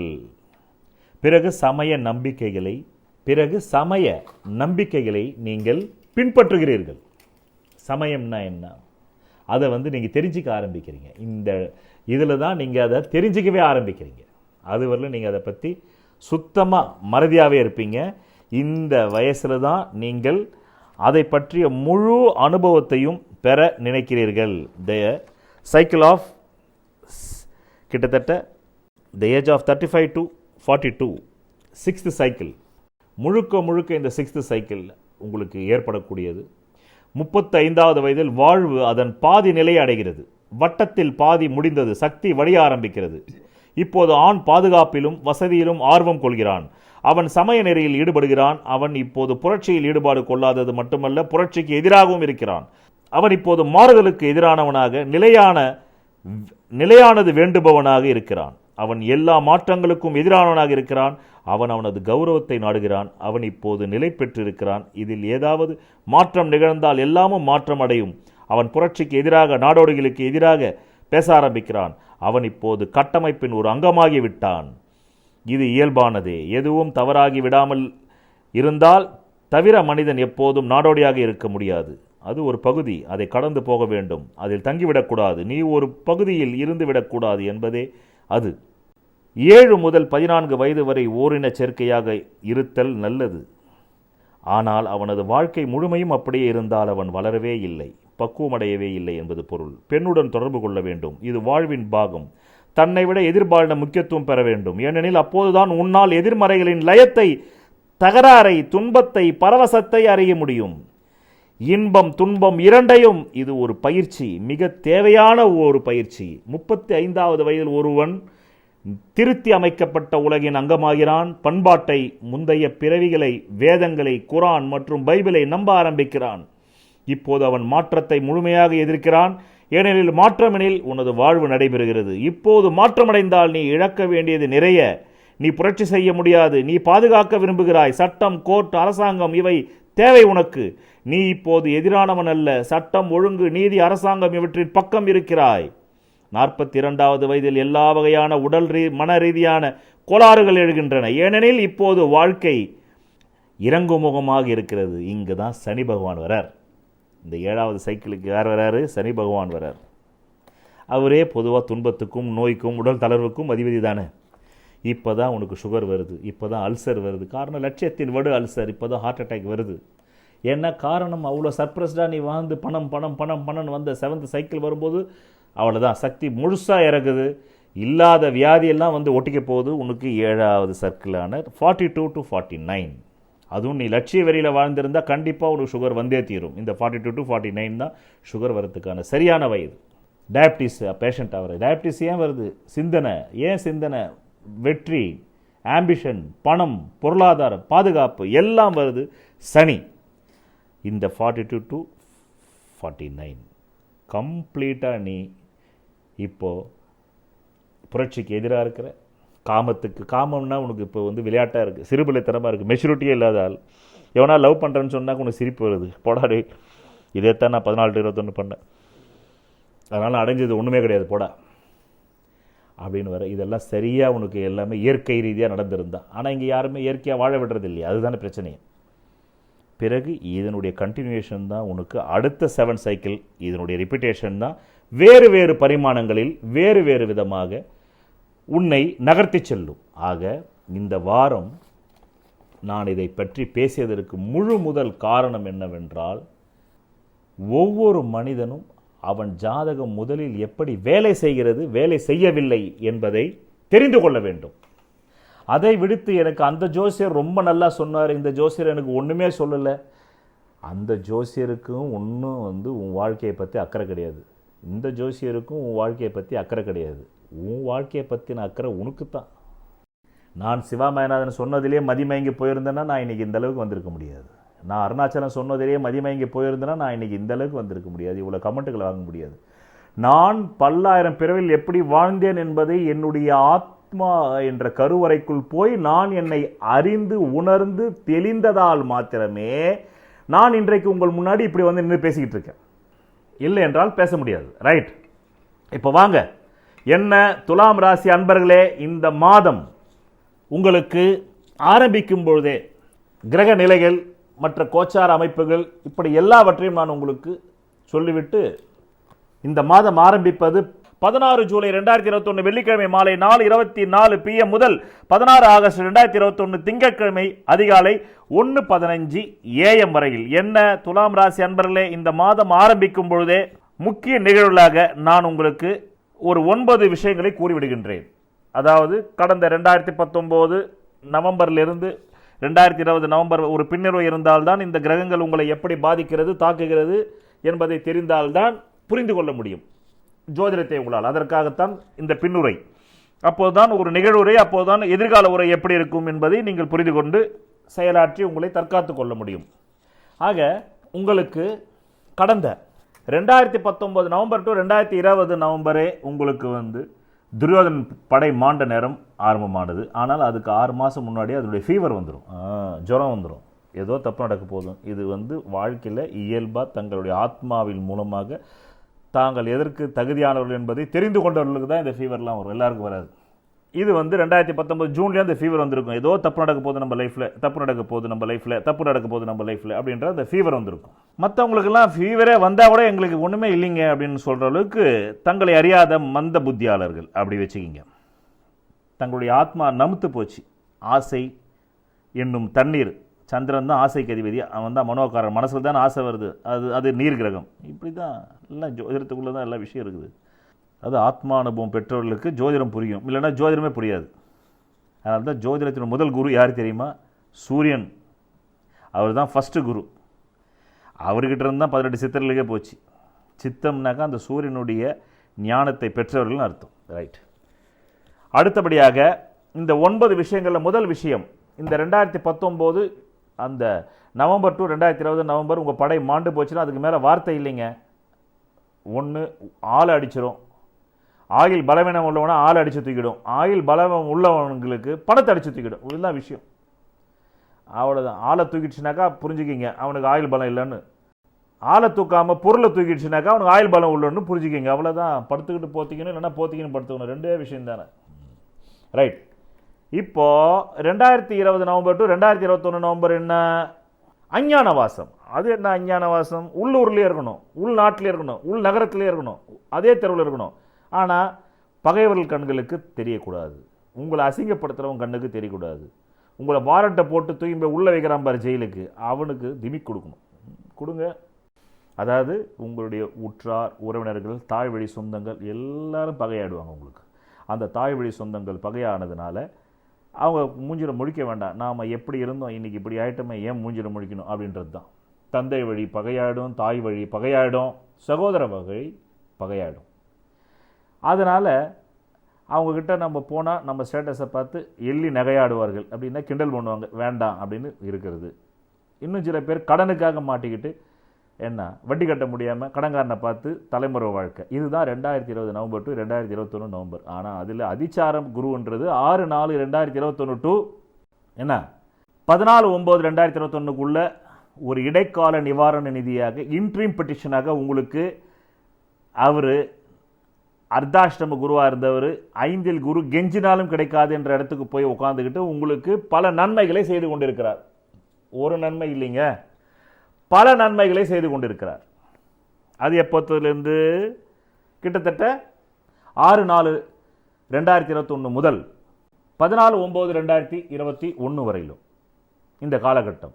இப்போ போய் கொஞ்சம் கடன்காரங்கிட்ட டைம் வாங்கிறது, ஆமாம் நம்மளை உள்ள தள்ளுறன்ற செக் பவுன்ஸ் கேஸ் வரவன்ட்டு ஏன்பா அதெல்லாம் நான் கொடுத்துட மாட்டேன், நான் கொடுத்துட்றேன் அப்படின்னு சமரசம் பேசுறது, இந்த மாதிரி வேலைகள்லாம் பண்ணிக்கிட்டு இருக்கீங்க. 6/4/21 டு இன்றைய தேதி வரலும் 14/9/2021 வரலுமே இருக்குது. இது முதல்ல பின்னுரை. இப்போ நிகழ்வுரைக்கு வாங்க.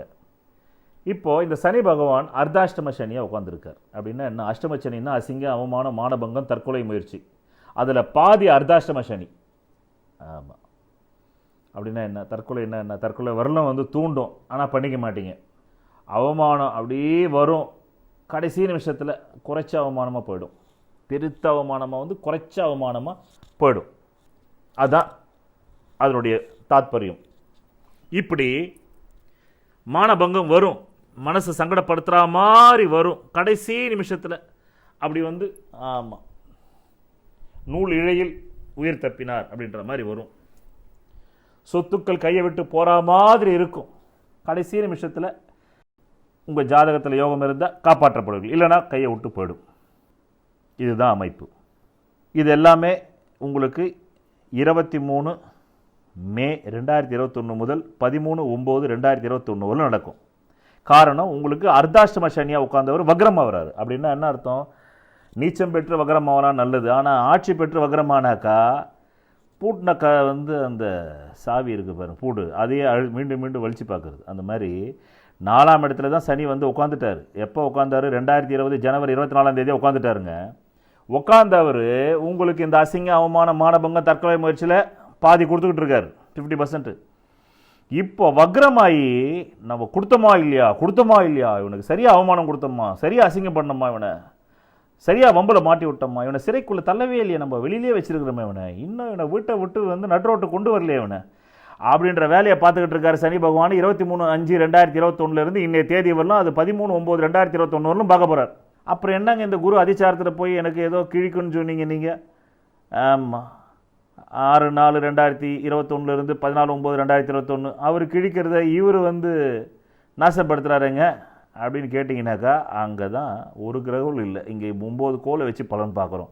ஒருத்தர் அப்படி இருந்தால் ஒருத்தர் இப்படி இருப்பார், ஒருத்தர் இப்படி இருந்தால் ஒருத்தர் அப்படி தான் இருப்பார். அதை போய் நீங்கள் மேலே போய் சரி பண்ண முடியாது. அதுக்கு தான் சாதுரியம்ன்றது போன துளாராசி பதிவில் சொல்லியிருந்தேன். சாதுரியம் உள்ளவங்க அந்த கிடைக்கிற சந்தில் சிந்து பாடிடுவாங்க. அந்த 6/4/21 23/5/21 வரலும் ஒரு நல்ல நேரம் இருந்ததில்ல, யார் தங்களுடைய ஆத்மா அனுபவத்தை பெற்றிருக்கிறார்களோ அவங்க அந்த பீரியட்லேயே இதெல்லாம் முன்னாடியே தெரிஞ்சுக்கிட்டு சுதாரிச்சிருப்பாங்க. சுதாரிக்காதவங்க படித்தவன் பாட்டை கெடுத்தான், எழுதின வேட்டை கெடுத்தான்னு ஜோசியர் பேச கேட்டுக்கிட்டு அவர் தான் சொல்லிட்டாரு எங்கள் அதிச்சார குரு பலன் பிரமாதமாக சொன்னாருங்க. அந்த ஜோசியர் நல்ல பெரிய பொட்டு வச்சுட்டு வருவார் பாருங்க, பிரம்மாண்டங்க அவர்.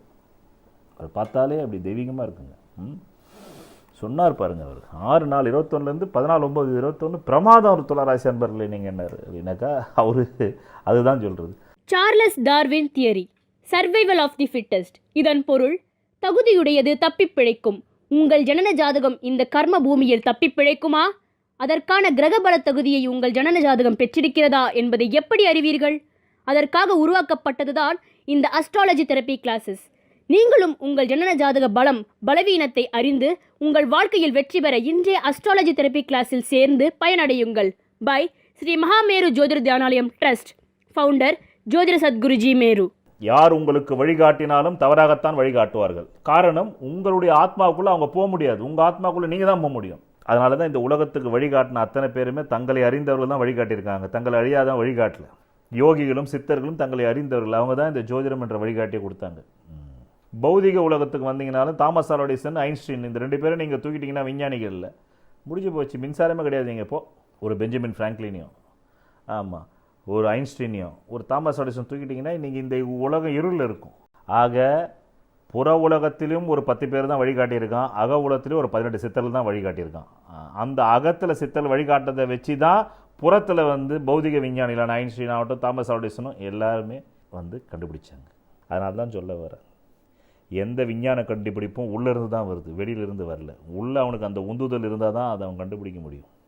எல்லார் தலைமையிலேருந்து ஆப்பிள் வந்தது, புவியீர்ப்பு சக்தியை கண்டுபிடிச்சானா உள்ள அகத்துக்குள்ளே அந்த தேடல் உள்ளவன் தள்ள விழும்போது தான் புவியீர்ப்பு சக்தி கண்டுபிடிக்கிறான் நியூட்டன். இதுதான் விஷயம். ரைட், இப்போ வாங்க அடுத்ததாக 21 ஜூன் 2021 டு 18/10/2021 வரல இந்த குரு பகவான் அதிச்சாரமாக போய் 6/4/21 டு 14/9/21 வரல உங்களுக்கு 5இல் குரு கெஞ்சினாலும் கிடைக்காதுன்ற மாதிரி உங்களுக்கு குழந்தை பாக்கியத்தையும் பொருள் பாக்கியத்தையும் பிறகு பொருளாதார தட்டுப்பாடின்மையும் செய்யணும் இல்லையா? இப்போ அவர் அங்கே போய் உட்காந்துன்னு வக்ரமாக வர்றாரு. கிரகங்களுக்கு தான் சலனங்கள் இருக்குல்ல. சலனம்னா என்ன அர்த்தம்? ட்ராவலிங் பாயிண்டில் இதெல்லாம் நடக்கும் இல்லை. திடீர்னு ஃபஸ்ட் கியரில் போவோம், செகண்ட் கியரில் போவோம், தேர்ட் கியரில் போவோம், 5th கியரில் போவோம், கோள்கள் 6th 7th கியர்லலாம் போவோமே. அது அப்படி போகும்போது தான் அதிச்சாரமாக ஃபாஸ்ட்டாக போயிடுது. அப்படி தான் போய் ஆமாம், ஒரு வருஷம் துன்பப்பட வேண்டிய இடத்துல ஒரு அதிச்சாரமாக அவர் 6/4/21 ஆமாம் 23/5/21 சனி வக்ரம் ஆகிறவர்களும் ஒரு நன்மை செஞ்சுக்கிட்டு இருந்தார். ஆமாம், அடுத்தது இப்போ அவரே வக்ரம் ஆகிறார். அவர் 21 ஜூன் 2021 ஆகிடுறார். அப்போ அந்த குரு பகவான் 6/4/21 21 ஜூன் 2021 வரலும் உங்களுக்கு நன்மை பலனும், 21 ஜூன் 21 18/10/21 வரலும் கெட்ட பலனும். அப்போ இந்த அதிச்சார குரு பலனில் நீங்கள் உருப்படியாக போகிறது அந்த 6/4/21 21 ஜூன் 21 தவற விட்டுட்டீங்க. அந்த டைமில் யார் ஒருவர் தன் பலம் பலவீனத்தை அறிந்தவரோ அவர் புற உலகத்திலும் சரி அக உலகத்திலும் சரி ஒரு தன்னிறைவான அசிங்க அவமானத்தை தப்பிச்சிக்கிறதுக்கு அடுத்த 4 மாதத்துக்கு சேர்த்து அசிங்க அவமானத்தை தப்பிக்கிறதுக்கு அப்போவே வேலை பார்த்துருப்பார். மற்றவெல்லாம் கோட்டை விட்டுட்டு பேன்னு பார்த்துனே இருக்க வேண்டியது தான் ஜோசியர் வாயே. இது 21 ஜூன் 2021 டு 18/10/2021 குரு வக்ரம். அதனால் நல்ல இடத்துல உட்காந்துட்டு இருந்த குரு வக்ரம் ஆகும்போது மீண்டும் அவர் அர்த்தாஷ்டம குரு வேலையை தான் செய்வார். தலைமுறை வாழ்க்கை தான். 21 ஜூன் 2021 டு 18/10/2021 வரலும் மீண்டும் தலைமுறை வாழ்க்கை தான். அப்போ இந்த அதிச்சாரத்தில் உங்களுக்கு 6/4/21 21 ஜூன் 21 வரல தான் நல்ல நேரம். அப்படின்னா எவ்வளோ? 6/4/21 6/5/21 என்ன அப்படின்னா எத்தனை மாதம் இருக்குது? ஆமாம், ஏப்ரல் ஃபுல்லாக இருக்குது, மே ஃபுல்லாக இருக்குது, ஜூனில் 20 நாள் இருக்குது. ஏப்ரல் ஃபுல், மே ஃபுல், ஒரு 2.5 மாதம்தான் உங்களுக்கு இடைக்கால நிவாரணம். மீண்டும் 21 ஜூன் 21 18 அக்டோபர் 2021 வரலும் மீண்டும் தலைமறை வாழ்க்கை தான். கடன்காரனுக்காக, நோய்க்காக, விரோதிக்காக, வழக்குக்காக, சிறைவாசத்துக்காக தலைமறைவாக இருக்கக்கூடிய காலம். தலைமறைவாக இருங்க. வெளியே தலை காட்ட பிடிச்சி தூக்கி போட்டுடலாம் உள்ள. போடு, செக் பவுன்ஸ் போடு இவரை 420.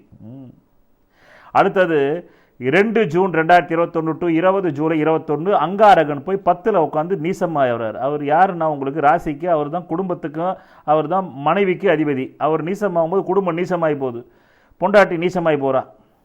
அவரை போதாக்குறைக்கு சனி பகவான் வக்ரம் பெற்று பார்க்குறார். அப்போ உங்கள் தாய்க்கும் உங்கள் மனைவிக்கும் ஜண்டை, அதில் உங்கள் தலை உருளுது. போ, இந்த நேரத்தில் நியாயஸ்தலமான போலீஸ் ஸ்டேஷனில் போய் உட்காந்துக்கிட்டு பஞ்சாயத்து பண்ணி உங்கள் 2 பேரும் அனுப்புறதுக்கு அதிகாரம் உண்டு உண்டு உண்டு. அடுத்தது சுக்கிரன் சிம்மத்தில் 17 ஜூலை 2021 டு 12 ஆகஸ்ட் 2021. இந்த காலகட்டம் முழுக்க முழுக்க உங்களுக்கு ஒரு நன்மையான காலகட்டம்னு சொல்லலாம். உங்களுக்கு ஒரு தெம்பு வரும், பணம் சம்பாதிக்கக்கூடிய ஒரு முதல்ல அந்த அகத்தில் வரணும்ல, அந்த அகத்தில் தெம்பு வரும், அதை நோக்கி நீங்கள் புறத்தை நோக்கி ஓடுவீங்க. அப்போ நீங்கள் பணம் சம்பாதிக்கலாம். அந்த காலகட்டம் நல்ல காலகட்டம். 17 ஜூலை 2021 டு 12 ஆகஸ்ட் 2021. உங்களுடைய அந்த எண்ணங்கள் செயலாக்கங்கள் லாபமாக அமையும். அதுதான் வேணும். அடுத்தது 12 ஆகஸ்ட் 21 டு இந்த மாதம் 16/8 முடிஞ்சாலும் நான் உங்களுக்கு 20 நாள் எக்ஸ்ட்ராவை தரேன். அப்போ தானே உங்களுக்கு முன்னாடி நடக்கக்கூடியது பின்னாடி சொல்லி காப்பாற்றுறது தானே ஜோதிடம். அதுதானே செய்யணும், அதுதான் செய்கிறேன். ஆக 12 ஆகஸ்ட் 2021 டு 5/9/2021 இந்த காலகட்டம் மீண்டும் உங்கள் ராசியாதிபதி நீசமாயிடுறாரு. இந்த நேரத்தில் தற்கொலை சிந்தனைகள் சில பேருக்கு வரும். அடிப்படை ஜாதத்திலேயே லக்னாதிபதி யாருக்கு அஸ்தமனமாக இருக்கோ, 6-8 12 பலவீனமாக இருக்கோ, பாவர் சேர்க்க இருக்கோ, அவங்களுக்கு தான் வரும், எல்லாரும் கிடையாது. 12/8/2021 டு 5/9/2021 சில பேருக்கு தற்கொலை சிந்தனைகள் அதிகமாக வரும். என்னப்பா இது வாழ்க்கையில் கஷ்டம் கஷ்டம் கஷ்டம். 26 ஜூலை 21 டு 9/8/2021 வரலும் நன்மைகள் நடக்கிற மாதிரி தெரியும் புதன் கடகத்தில். ஆனால் கடைசி நிமிஷத்தில் அது நழுவி போயிடும். அதே மாதிரி இந்த நேரத்தில் ஷேர் பிஸ்னஸ் பண்ணிங்கன்னா மொத்த காசும் போயிடும். ஆமாம், அதனால் பண்ணக்கூடாது. பிறகு 20 ஜூலை 21 டு 5/9/21 தான் பிரிந்த தம்பதியர்கள் மீண்டும் ஒன்று கூடுவீர்கள். அந்த பிரிந்த தம்பதியர்கள் மீண்டும் ஒன்று கூடுவீர்கள். இது நடக்கும். அடுத்ததாக இப்போது இந்த மாதம் ஆரம்பிக்கும் பொழுதே உங்களுக்கு இந்த துரியோதன் படை மாண்டதுன்னு சொல்கிறோமே, இது எல்லாருக்கும் மாலும். என் வாழ்க்கையிலே நான் ஜோதிடம் 1990 சாம்பசிவம் எனக்கு எழுதினது 12 வயசுலேருந்து நான் பார்த்து, நான் என் குருநாதர் அருணாச்சலம் சிவாமேன்ட்ட 1990 இன்னைய தேதி வரலும் இப்போ எனக்கு வயசு 52 நடந்துக்கிட்டு இருக்கு. 2 முறை இந்த படை மாண்டதை நான் பார்த்துருக்கேன். ஆனால் இந்த 2 முறையும் நான் படை மாறும் போதும் என்னை சுற்றி புறவட்டத்தில் எல்லா விதமான மாற்றம் நடந்தது. என் புறவட்டம்னு சொல்லக்கூடியது என்னன்னாக்கா உங்களுக்கு பொருள் வாழ்க்கை. இந்த பொருள் வாழ்க்கையெல்லாம் அஸ்தமிச்சா கூட நான் அதை பற்றி கவலையே பட. என் அக வாழ்க்கையில் நான் ராஜாவாக இருந்தேன். ஏன்னா என் அக வாழ்க்கையில் நான் என் ஆத்மா அனுபவத்தின் மூலமாக நான் எதை செய்வதற்கு இந்த பூமியில் பிறந்திருக்கிறேன் என்பதை நான் கண்டுகொண்டேன். 12வது வயசுலேருந்து இந்த சாம்பசிவ எழுதின ஜாதக புக்கை எடுத்துக்கிட்டு அருணாச்சலம் மூலமாக ஒரு நாளைக்கு 18 மணி நேரமும், சிவாமேனன்கிட்ட ஒரு நாளைக்கு 5 மணி நேரமும், இப்படி என் வாழ்க்கையில் 90 டு 2008 வரலும் நான் பார்த்ததுனால இந்த படை மாண்ட நேரம் என் வாழ்க்கையில் 2 முறை வந்திருக்கிறது. ஒரு முறை 2000 டு 2002 டு 2004 வந்தது. 2வது வாட்டி இப்போ 2014 டு 15 வந்தது. அப்பொழுது எனக்கும் நான் ஃபைனான்ஸ் பிஸ்னஸ் செய்து கொண்டிருந்த பணத்தில் 2 கோடி ரூபாய் எனக்கு நட்டம் ஏற்பட்டிருக்கிறது இந்த 2014 டு 15. ஆனால் நான் உள்ளுக்குள்ளே கலங்கவே இல்லை. ஏன்னா அது நடக்கும்னு எனக்கு முன்னாடியே தெரியும். நான் நடக்காதது நடந்தால்தான் கலங்குவேனே தவிர நடக்கும் என்று தெரிந்தது நடக்கும்போது நான் ஏன் கலங்க வேண்டும்? அப்போ எனக்கு சந்தோஷம் தான் வந்தது. கரெக்டாக நடக்குது, கரெக்ட், சூப்பர் சூப்பர் சூப்பர். இதுதான் ஜோதிடம் தெரிந்து கொள்வதால் ஏற்படக்கூடிய தன்னம்பிக்கை மட்டுமல்ல, தெளிவு. தன்னம்பிக்கை என்பதே ஒரு போகஸான வார்த்தைன்ற நான். என்ன தன்னம்பிக்கை? ராமன் 50 ரூபா கொடுப்பான்னு சொல்லிட்டு தன்னம்பிக்கையோடு போனாங்க, அங்கே ராமன் தரலனாக்கா அது அவநம்பிக்கையா? இதுதான் கண்ணதாசன் கேட்பார். நம்பிக்கைன்ற வார்த்தையே ஒரு போகஸுங்க. அது ஒரு போதை மருந்து மாதிரி, டாஸ்மாக் எலைட் மாதிரி. நம்பிக்கொண்டே இருக்கும் மக்களால் புரிந்து கொள்ளும் பக்குவத்தை இழந்து விடுகிறார்கள். இன்று தேதி 15 ஜூலை 2021 நான் இந்த ஷூட்டிங்கை பேசிக்கொண்டிருக்கிறேன், ஆடியோ ஷூட்டிங். அப்போ இன்றைக்கு என்னை நகரிலிருந்து ஒரு பெண் சந்தித்தார். அவருடைய இயற்பெயர் இங்கு வேண்டாம், ஒரு பெண் என்பது வைத்துக் கொள்ளுங்கள், அவ்வளோதான். டேட் ஆஃப் பர்த் மட்டும் தரேன். 2 மே 1996 வியாழக்கிழமை 12:35 PM. காரனோடை நட்சத்திரம் சித்திரை, துலாம் ராசி. இவர் 3 ஆண்டுகள் முன்னாடி என்னை சந்திச்சதா சொல்கிறாங்க. எனக்கு நினைவில் இல்லை, ஆனால் சந்திச்சிருப்பாங்க.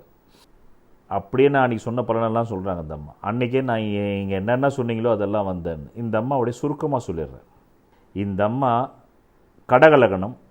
ஒரு ஜாதகத்தில் லக்னாதிபதி, பஞ்சமாதிபதி, பாக்யாதிபதி பலமாக இருக்கணும். இந்த அம்மாவுக்கு லக்னாதிபதி 4 திக்பலம், பூர்வ புண்ணியாதிபதி 10 திக்பலம், பாக்யாதிபதி 6 ஆட்சி, 1, 5, 9 வலுத்திருக்கு. அது மட்டும் இல்லை, சுகஸ்தானாதிபதி லாபஸ்தானத்தில் வந்து ஆட்சி. கணவன் ஸ்தானாதிபதி 9ல் உட்காந்து வீடு கொடுத்தவன் 6ல். அதனால தான் சொல்கிறது பில்டிங் ஸ்ட்ராங் பேஸ்மெண்ட் வீக். இந்த அம்மாவுக்கு புருஷஸ்தானம் பில்டிங் ஸ்ட்ராங் பேஸ்மெண்ட் வீக். பொதுவாகவே கடகலகணத்தில் பிறந்த பெண்களுக்கு திருமண வாழ்க்கை சரியாக இருக்காது. கடகலகணத்தில் பிறந்த அது யாராக வேணா இருக்கட்டும், ஆண்டி முதல் அரசியாக கூட இருக்கட்டும். இந்திரா காந்தி கடகலகணம், ஆமாம். ஃபிரோஸ் காந்தி நீங்கள் பார்த்துருக்கீங்களா? நேரில் கிடையாது. ஸ்ரீதேவி கடகலகணம், அவ்வளோதான். அந்த அம்மா திருமண வாழ்க்கை எப்படின்னு நான் ஏன் சொல்லணும், தெரியாது அவங்களுக்கு. ரைட்டு. நம்ம கலைஞர் கருணாநிதி கடகலகணம், ஆமாம். மனைவி 1 துணைவி 1, ரைட்டா? ஆமாம். 1 2 தார யோகம் வந்துடும். காரணம் என்னென்னா, கடகலகணத்துக்கு 7ஆம் இடம் என்று சொல்லக்கூடிய ஆணாக இருந்தால் பெண் மனைவி ஸ்தானம், பெண்ணாக இருந்தால் கணவன் ஸ்தானமே அசிங்கம் அவமானம் மானபங்க ஸ்தானாதிபதியாக வந்துடுறாரு, அஷ்டமாதிபதி. இன்னொன்று கலத்திர காரகன், அவர் தான் திருமண டிபார்ட்மெண்ட்டுக்கான அமைச்சர். அவர் பாதகாதிபதி ஆயிடுறார். அதனால் இவங்களுக்கு ஊழ்வினை வந்து எதிர்பாலனத்தின் மூலம்தான் வாழ்க்கையில் விளையாடும். இந்த பெண்மணிக்கு விளையாடி இருக்கு. இன்னொன்று தாய் மூலமாக விளையாடும். 4ஆம் பாவாதிபதியை இந்த அம்மாவுக்கு நீச்சமான கூட பரவாயில்ல, அவர் கெட்டு பலம் பெற்றிருக்கலாம். அவர் 11ல் ஆட்சி பெற்றனால இந்த அம்மா பிறந்து 1 வருஷத்துக்குள்ளேயே அந்த அம்மாவோட தாயார் வேறொரு ஆடனோட போயிட்டாங்க. அதனால் இந்த அம்மா வந்து தாய் இல்லா பிள்ளை. தந்தை வளர்த்துருக்காரு. 2015 கல்யாணம் ஆயிருக்கு. கல்யாணம் ஆனவுடனே புருஷங்கார் என்ன பண்ணியிருக்காரு, இந்த அம்மாவுக்கு 7 கோடி வீடு கொடுத்தவன் வந்து 6ல் ஏற்கனவே கடகலகண பெண்களுக்கே திருமண வாழ்க்கை சரியாக இருக்காது. அது அவங்க ஜாதத்தில் 9 கிரகம் உச்சமாக இருந்தாலும் சரியாக இருக்காது. ராமபிரான் கடகலகணம் தான். சரித்திர புருஷன். இன்றைக்கி 650 கோடிக்கு மோடி வந்து அவர் கோயிலில் ராம ஜென்மபூமி கட்டுறாங்க. அவர் பொண்டாட்டி கதை என்ன ஆச்சு? தூக்கின்னு போயிட்டாங்களா இல்லையா? அவரை 14 வருஷம் தூக்கி போய் வச்சுருந்தான். எத்தனை நாள் இரவு அவர் எவ்வளோ கஷ்டப்பட்டுருப்பார், அதெல்லாம் வால்மீகி எழுத முடியுமா? நம்ம மனைவி அவன் என்ன பண்ணான், அவங்க ஏதாவது சூறையாடினானா, கற்பழிச்சானா, என்ன பண்ணான், ஏது பண்ணான்னு எதுவுமே தெரியாமல் வந்து மனுஷன் வந்து 14 வருஷம் பொண்டாட்டியை பறி கொடுத்தான். போதுமா? அவர் ஜாதத்தில் 5 கிரகம் உச்சம். அதை வச்சுக்கிட்டு வேறு கும்பிட சொல்கிறாங்க வீட்டில். உங்கள் ஆத்மா நீ என்னென்ன அனுபவிச்சிங்கன்றதை தெரிஞ்சுக்கிட்டு உங்கள் ஆத்மா கூட லயிக்கணுமே தவிர, நீங்கள் வந்து எந்த தெய்வ உருவத்தை கும்பிட்டாலும், அது இயேசுவை கும்பிட்டாலும் நபிகளை கும்பிட்டாலும் உங்களுக்கு அது எந்த வகையிலும் பயன் தரப்போகிறது இல்லை. உங்களை நீங்கள் அறியும்போது உங்களுக்கு எல்லாமே நகைப்பாக தெரியும். அப்போது முதல் முறையாக உங்கள் ஆத்மாவை பார்த்து நீங்கள் வணங்க வேண்டுமே தவிர வேறு எந்த வணக்கமும் உங்களுக்கு அர்த்தபுஷ்டியாக இருக்காது. ரைட். அடுத்தபடியாக இந்த பெண்ணுக்கு 11 குடையவன் வந்து தாய் ஸ்தானாதிபதியாக வந்து பாதகஸ்தானத்தில் போனால அம்மா வந்து சுக்கிரன் காம கிரகம், அது பாதகாதிபதியாக வந்து அதுவே தாய் கிரகமாக வருது. 4 11 அந்த அது போய் செவ்வாய் எரிய வந்து நெருப்பில் காமம் என்ற அந்த நெருப்பை ஊற்றுறது அம்மா. அதனால் அந்த அம்மா இந்த அம்மாவை பெற்று போட்டு 1 வருஷத்துலேயே காம கலியாட்டத்தில் அந்த அம்மா இன்னொரு ஆள் தேடி போயிடுச்சு. இவங்க பேசும்போது அவங்க அம்மாவை வந்து உயர்வாக பேசுகிறாங்க. அவங்க செய்யாத குற்றத்துக்காக போனாங்கன்னு நமக்கு இங்கே தெரியுது இல்லை.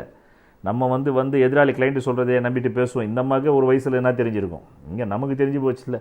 அவங்க அம்மா வந்து காமத்தின் மிகுதியால் போயிட்டாங்க, காம பித்தத்துலன்னு நமக்கு தான் இங்கே தெரியுது. ரைட், விடுங்க. ரைட். அடுத்தது, ஆமாம், நான் எப்போவுமே வர கிளைண்ட்டு சொல்கிறது எதையும் நம்ப மாட்டேன். எனக்கு கட்டம் என்ன சொல்லுதோ அதான் நம்புவேன். சொல்லி பார்ப்பேன், அவங்க ஒத்துக்கலைனாக்கா அதோடு விட்டுருவேன். நமக்கு தேவையில்லை, நிறைய வேலை இருக்குது.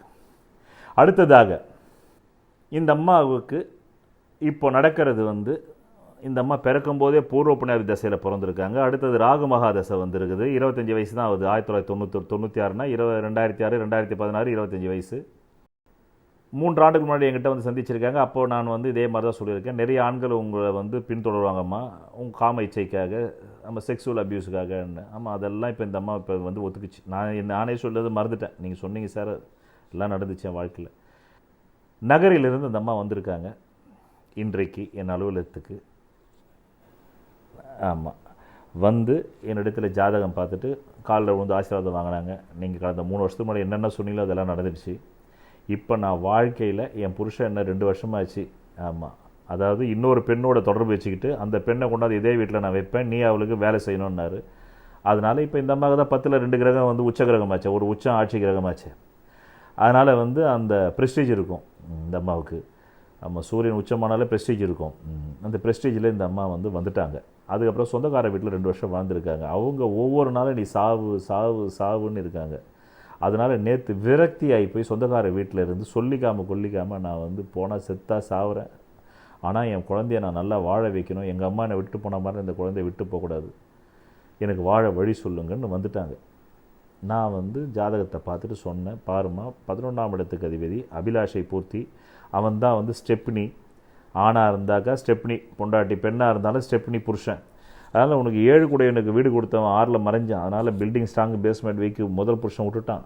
2வது இப்போ வந்து உனக்கு வந்து ஒன்று வரும். ஆனால் அவனும் நிரந்தரம்னு சொல்ல முடியாது. சூட்சுமத்தை சொல்கிறேன். நிறைய ஆண்கள் உன்னை விரும்புவாங்க. அதில் யாருன்னு பார்த்து தெரிந்து உன் மனசுக்கு எது சரின்னு படுதோ அவனோட வாழ். ஆனால் எதுவுமே நிலையாக இருக்குன்னு நினைக்காது. முதல்ல ஒரு சாப்பாட்டு கடவை வச்சுக்கிட்டு, ஆமாம், ரோட்லேயே ஒரு வண்டி தள்ளு வண்டியில் வந்து உணவு விடுதி உணவை, ஆமாம், அது பிரமாதமாக வரும் உனக்கு. பிற்காலத்தில் நீ 10 பேருக்கு வேலை கொடுப்ப. இது நடந்தே தீரும். அதுக்கான இந்த காலமும் நான் சொன்னேன். கிட்டத்தட்ட உனக்கு 2024 26 ஒரு ஸ்திரமான ஒரு தொழில் அமைஞ்சிரும், கவலைப்படாத அப்படின்னு சொன்னேன். அப்புறம் நான் சொன்னேன், ஒரு கிறிஸ்துவன் உன்னை விரும்புவான், ஒரு நாடார் கம்யூனிட்டி உன்னை விரும்புவான். ஆனால் கரெக்டுங்க, கிறிஸ்துவன் விரும்புகிறான், நாடார் கம்யூனிட்டியும் விரும்புது.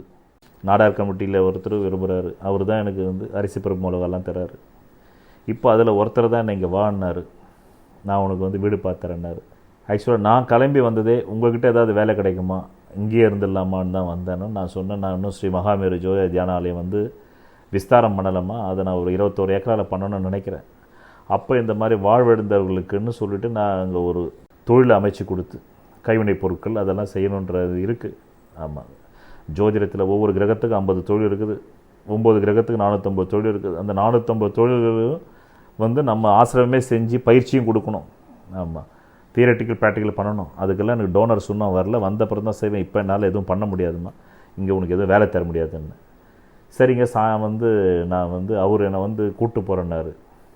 ஆமாம், என்னை விரும்புகிறவர் ஒருத்தர்னாங்க. கடைசியில் 4 மணி வரலும் உட்காந்துருந்தாங்க. அவர் வரலை. அவர் கை விரிச்சிட்டார் இந்த அம்மாவுக்கு. இது எதுக்கு சொல்கிறேன்னா, துரியோதன் படை மாண்டது எப்படி இந்த அம்மாவுக்கு மாளுது பாருங்கன்ற. இத்தனைக்கும் இந்த அம்மாவுடைய ஜாதகத்தில் பார்த்தீங்கன்னா லக்னாதிபதி கேந்திரத்தில் திக்பலம், அதுவும் பூர்வ புண்ணியாதிபதி சாரத்தில் ஜனனி ஜென்ம சோக்கியானாம் வர்த்தனை குலசம்பத்தாம் பதவி பூர்வ புண்ணியானாம் லிக்கியத்தே ஜென்ம பத்திரிகா. அடுத்தது தொழில் ஸ்தானத்தில் 2 உச்சகிரகம். நான் கேட்டேன், அரசாங்க உத்தியோகத்தை யாரும் ட்ரை பண்ணியாமான்னா, இல்லைங்க கல்வி அறிவு இல்லை, அதனால் ட்ரை பண்ணல. கல்வி அறிவு எதுக்குமா வேணும்? சத்துணவு கூடத்தில் ஆயா வேலை பார்க்குறதுக்கு என்ன கல்வி அறிவு வேணும்? நீ பண்ணியிருக்கலாமேம்மாண்ணா. இல்லை, எனக்கு செய்யறதுக்கு முன்னிருந்து ஆள் இல்லை. காரணம், குரு இங்கே 6ல் போயிட்டார். தகப்பன் வந்து சரியில்லை. தகப்பன்கிட்ட இருந்து ஒரு தொகை வந்திருக்கமே என்ன, நீங்கள் சொன்ன மாதிரி போன வாட்டி சொன்னீங்க வந்தது. நான் சொன்னேன் 3 தொகையில் வந்ததுதானே, அதுவும் வரல, 1 தொகையில் தான் வந்தது. ₹1,00,000 தான் வந்தது. அதில் 25,000 தான் நான் செலவு பண்ணேன். 75,000 அவர் உடல் நலத்துக்கே செலவு பண்ணிட்டேன். இது இல்லாமல் 2 வருஷத்துக்கு முன்னாடி என் பக்கத்து வீட்டு பையன் என் பொண்ணு, அந்த பொண்ணு பேர் வேண்டாம், அந்த குழந்தை வந்து 2016 ஆகஸ்ட் 18 12:27 அதிகாலை திருவள்ளூரில் ஜனனம். நட்சத்திரம் அவிட்டம், ராசி மகரம், லக்னம் ரிஷபம். செவ்வாய் தசை 6 வருஷம் 11 மாதம் 11 நாள் இருப்பு. 7 செவ்வாய். 7ஆம் இடம் என்பது பெண் குழந்தைகளுக்கு மர்மஸ்தானம், யோனி பீடம். இந்த பையன் பொண்ணை கூப்பிட்டு போய் பாலியல் வன்புணர்வு பண்ணானா என்னன்னு தெரியல. திடீர்னு வந்ததுக்கு அப்புறமா மூத்திரம் போகும்போது வலிக்குதுன்னாக்கா அங்கே குத்தி விட்ருக்கான், குச்சி எடுத்து குத்திருக்கான். கரெக்டாக 7ஆம் இடம் தான் யோனி. அங்கே செவ்வாய் இருந்தாக்கா ஆயுதங்களால் தாக்கப்படும். ரைட், தாக்கிட்டான். அதுவும் எப்போ? அந்த பெண் குழந்தைக்கு செவ்வாய் திசையில் சனி புக்தியில் தாக்கிட்டான். அதான் சொல்லுவேன், செவ்வாய் திசையில் சனி புக்தியிலையும் சனி திசையில் செவ்வாய் புக்தியிலையும் ஒரு மரணகண்டம் உண்டு. அது கரெக்டாக அந்த செவ்வாய் உட்காந்தது யோனியில், அதனால் யோனியில் குத்திட்டான். அப்போது படை மாண்டதுன்னா இந்த பெண் நகரிலேருந்து கிளம்பி வந்துட்டான் ஒரு வேகத்தில். ரைட், நான் வேலை கொடுப்பேன். நான் சொன்னேன், இன்னும் நான் ஆசிரமத்தை விஸ்தாரணம் பண்ணலாமா, 21 ஏக்கரில் பண்ண அப்புறமா நீ வந்திருந்தால் நிச்சயமாக நான் உனக்கு வேலை கொடுத்துருப்பேன், இப்போ முடியாது அப்படின்னு. அதுக்கப்புறம் 4 மணி வரலாம் அவனும் வரலன்னா ஒன்று. நான் இங்கேயே ஆஃபீஸில் தங்கிட்டோமான்னாங்க. ஐயோ, இங்கெல்லாம் தங்க முடியாதுமா அப்படின்னு. அதுக்கப்புறமா சரி நான் போய் சென்ட்ரல் ஸ்டேஷனில் தங்கிக்கிறேன்னாங்க. ரைட்டுன்னு சொல்லிவிட்டு என் ஸ்டாஃப், பெண் ஸ்டாஃபை விட்டு, ஆமாம் லேடி ஸ்டாஃபை விட்டு அந்த அம்மாவுக்கு பஸ் ஸ்டாண்டை காட்டு. நான் அந்த அம்மா ஆட்டோவில் போகிறேன்னாங்க. நீ ஆட்டோவில் போகாத, 300-400 ஆகும் அப்படின்னு என் ஸ்டாஃப் சொல்லி அவங்க கொண்டு போய் 17E ஏற்றி விட்டாங்க. ரைட், இங்கே சாலிகிராமத்துலேருந்து. எதுக்கு நான் சொல்ல வரேன்னா, இவ்வளவு பலமான ஜாதகமே இந்த படை மாண்ட நேரத்தில் நிர்மூலமாகி ஒரு பெண், அதுவும் அந்த அம்மா சொல்கிறாங்க, நேற்று திருத்தணியில் நான் தங்கினேன், அங்கேயே என்னால் தங்க முடியல, திருத்தணி கோவிலில் தங்க முடியல, பாலியல் வன்புணர்களுக்கு ஆண்கள் வந்துடுறாங்கன்றாங்க அந்த அம்மா. பார்த்துங்க சமூகம்.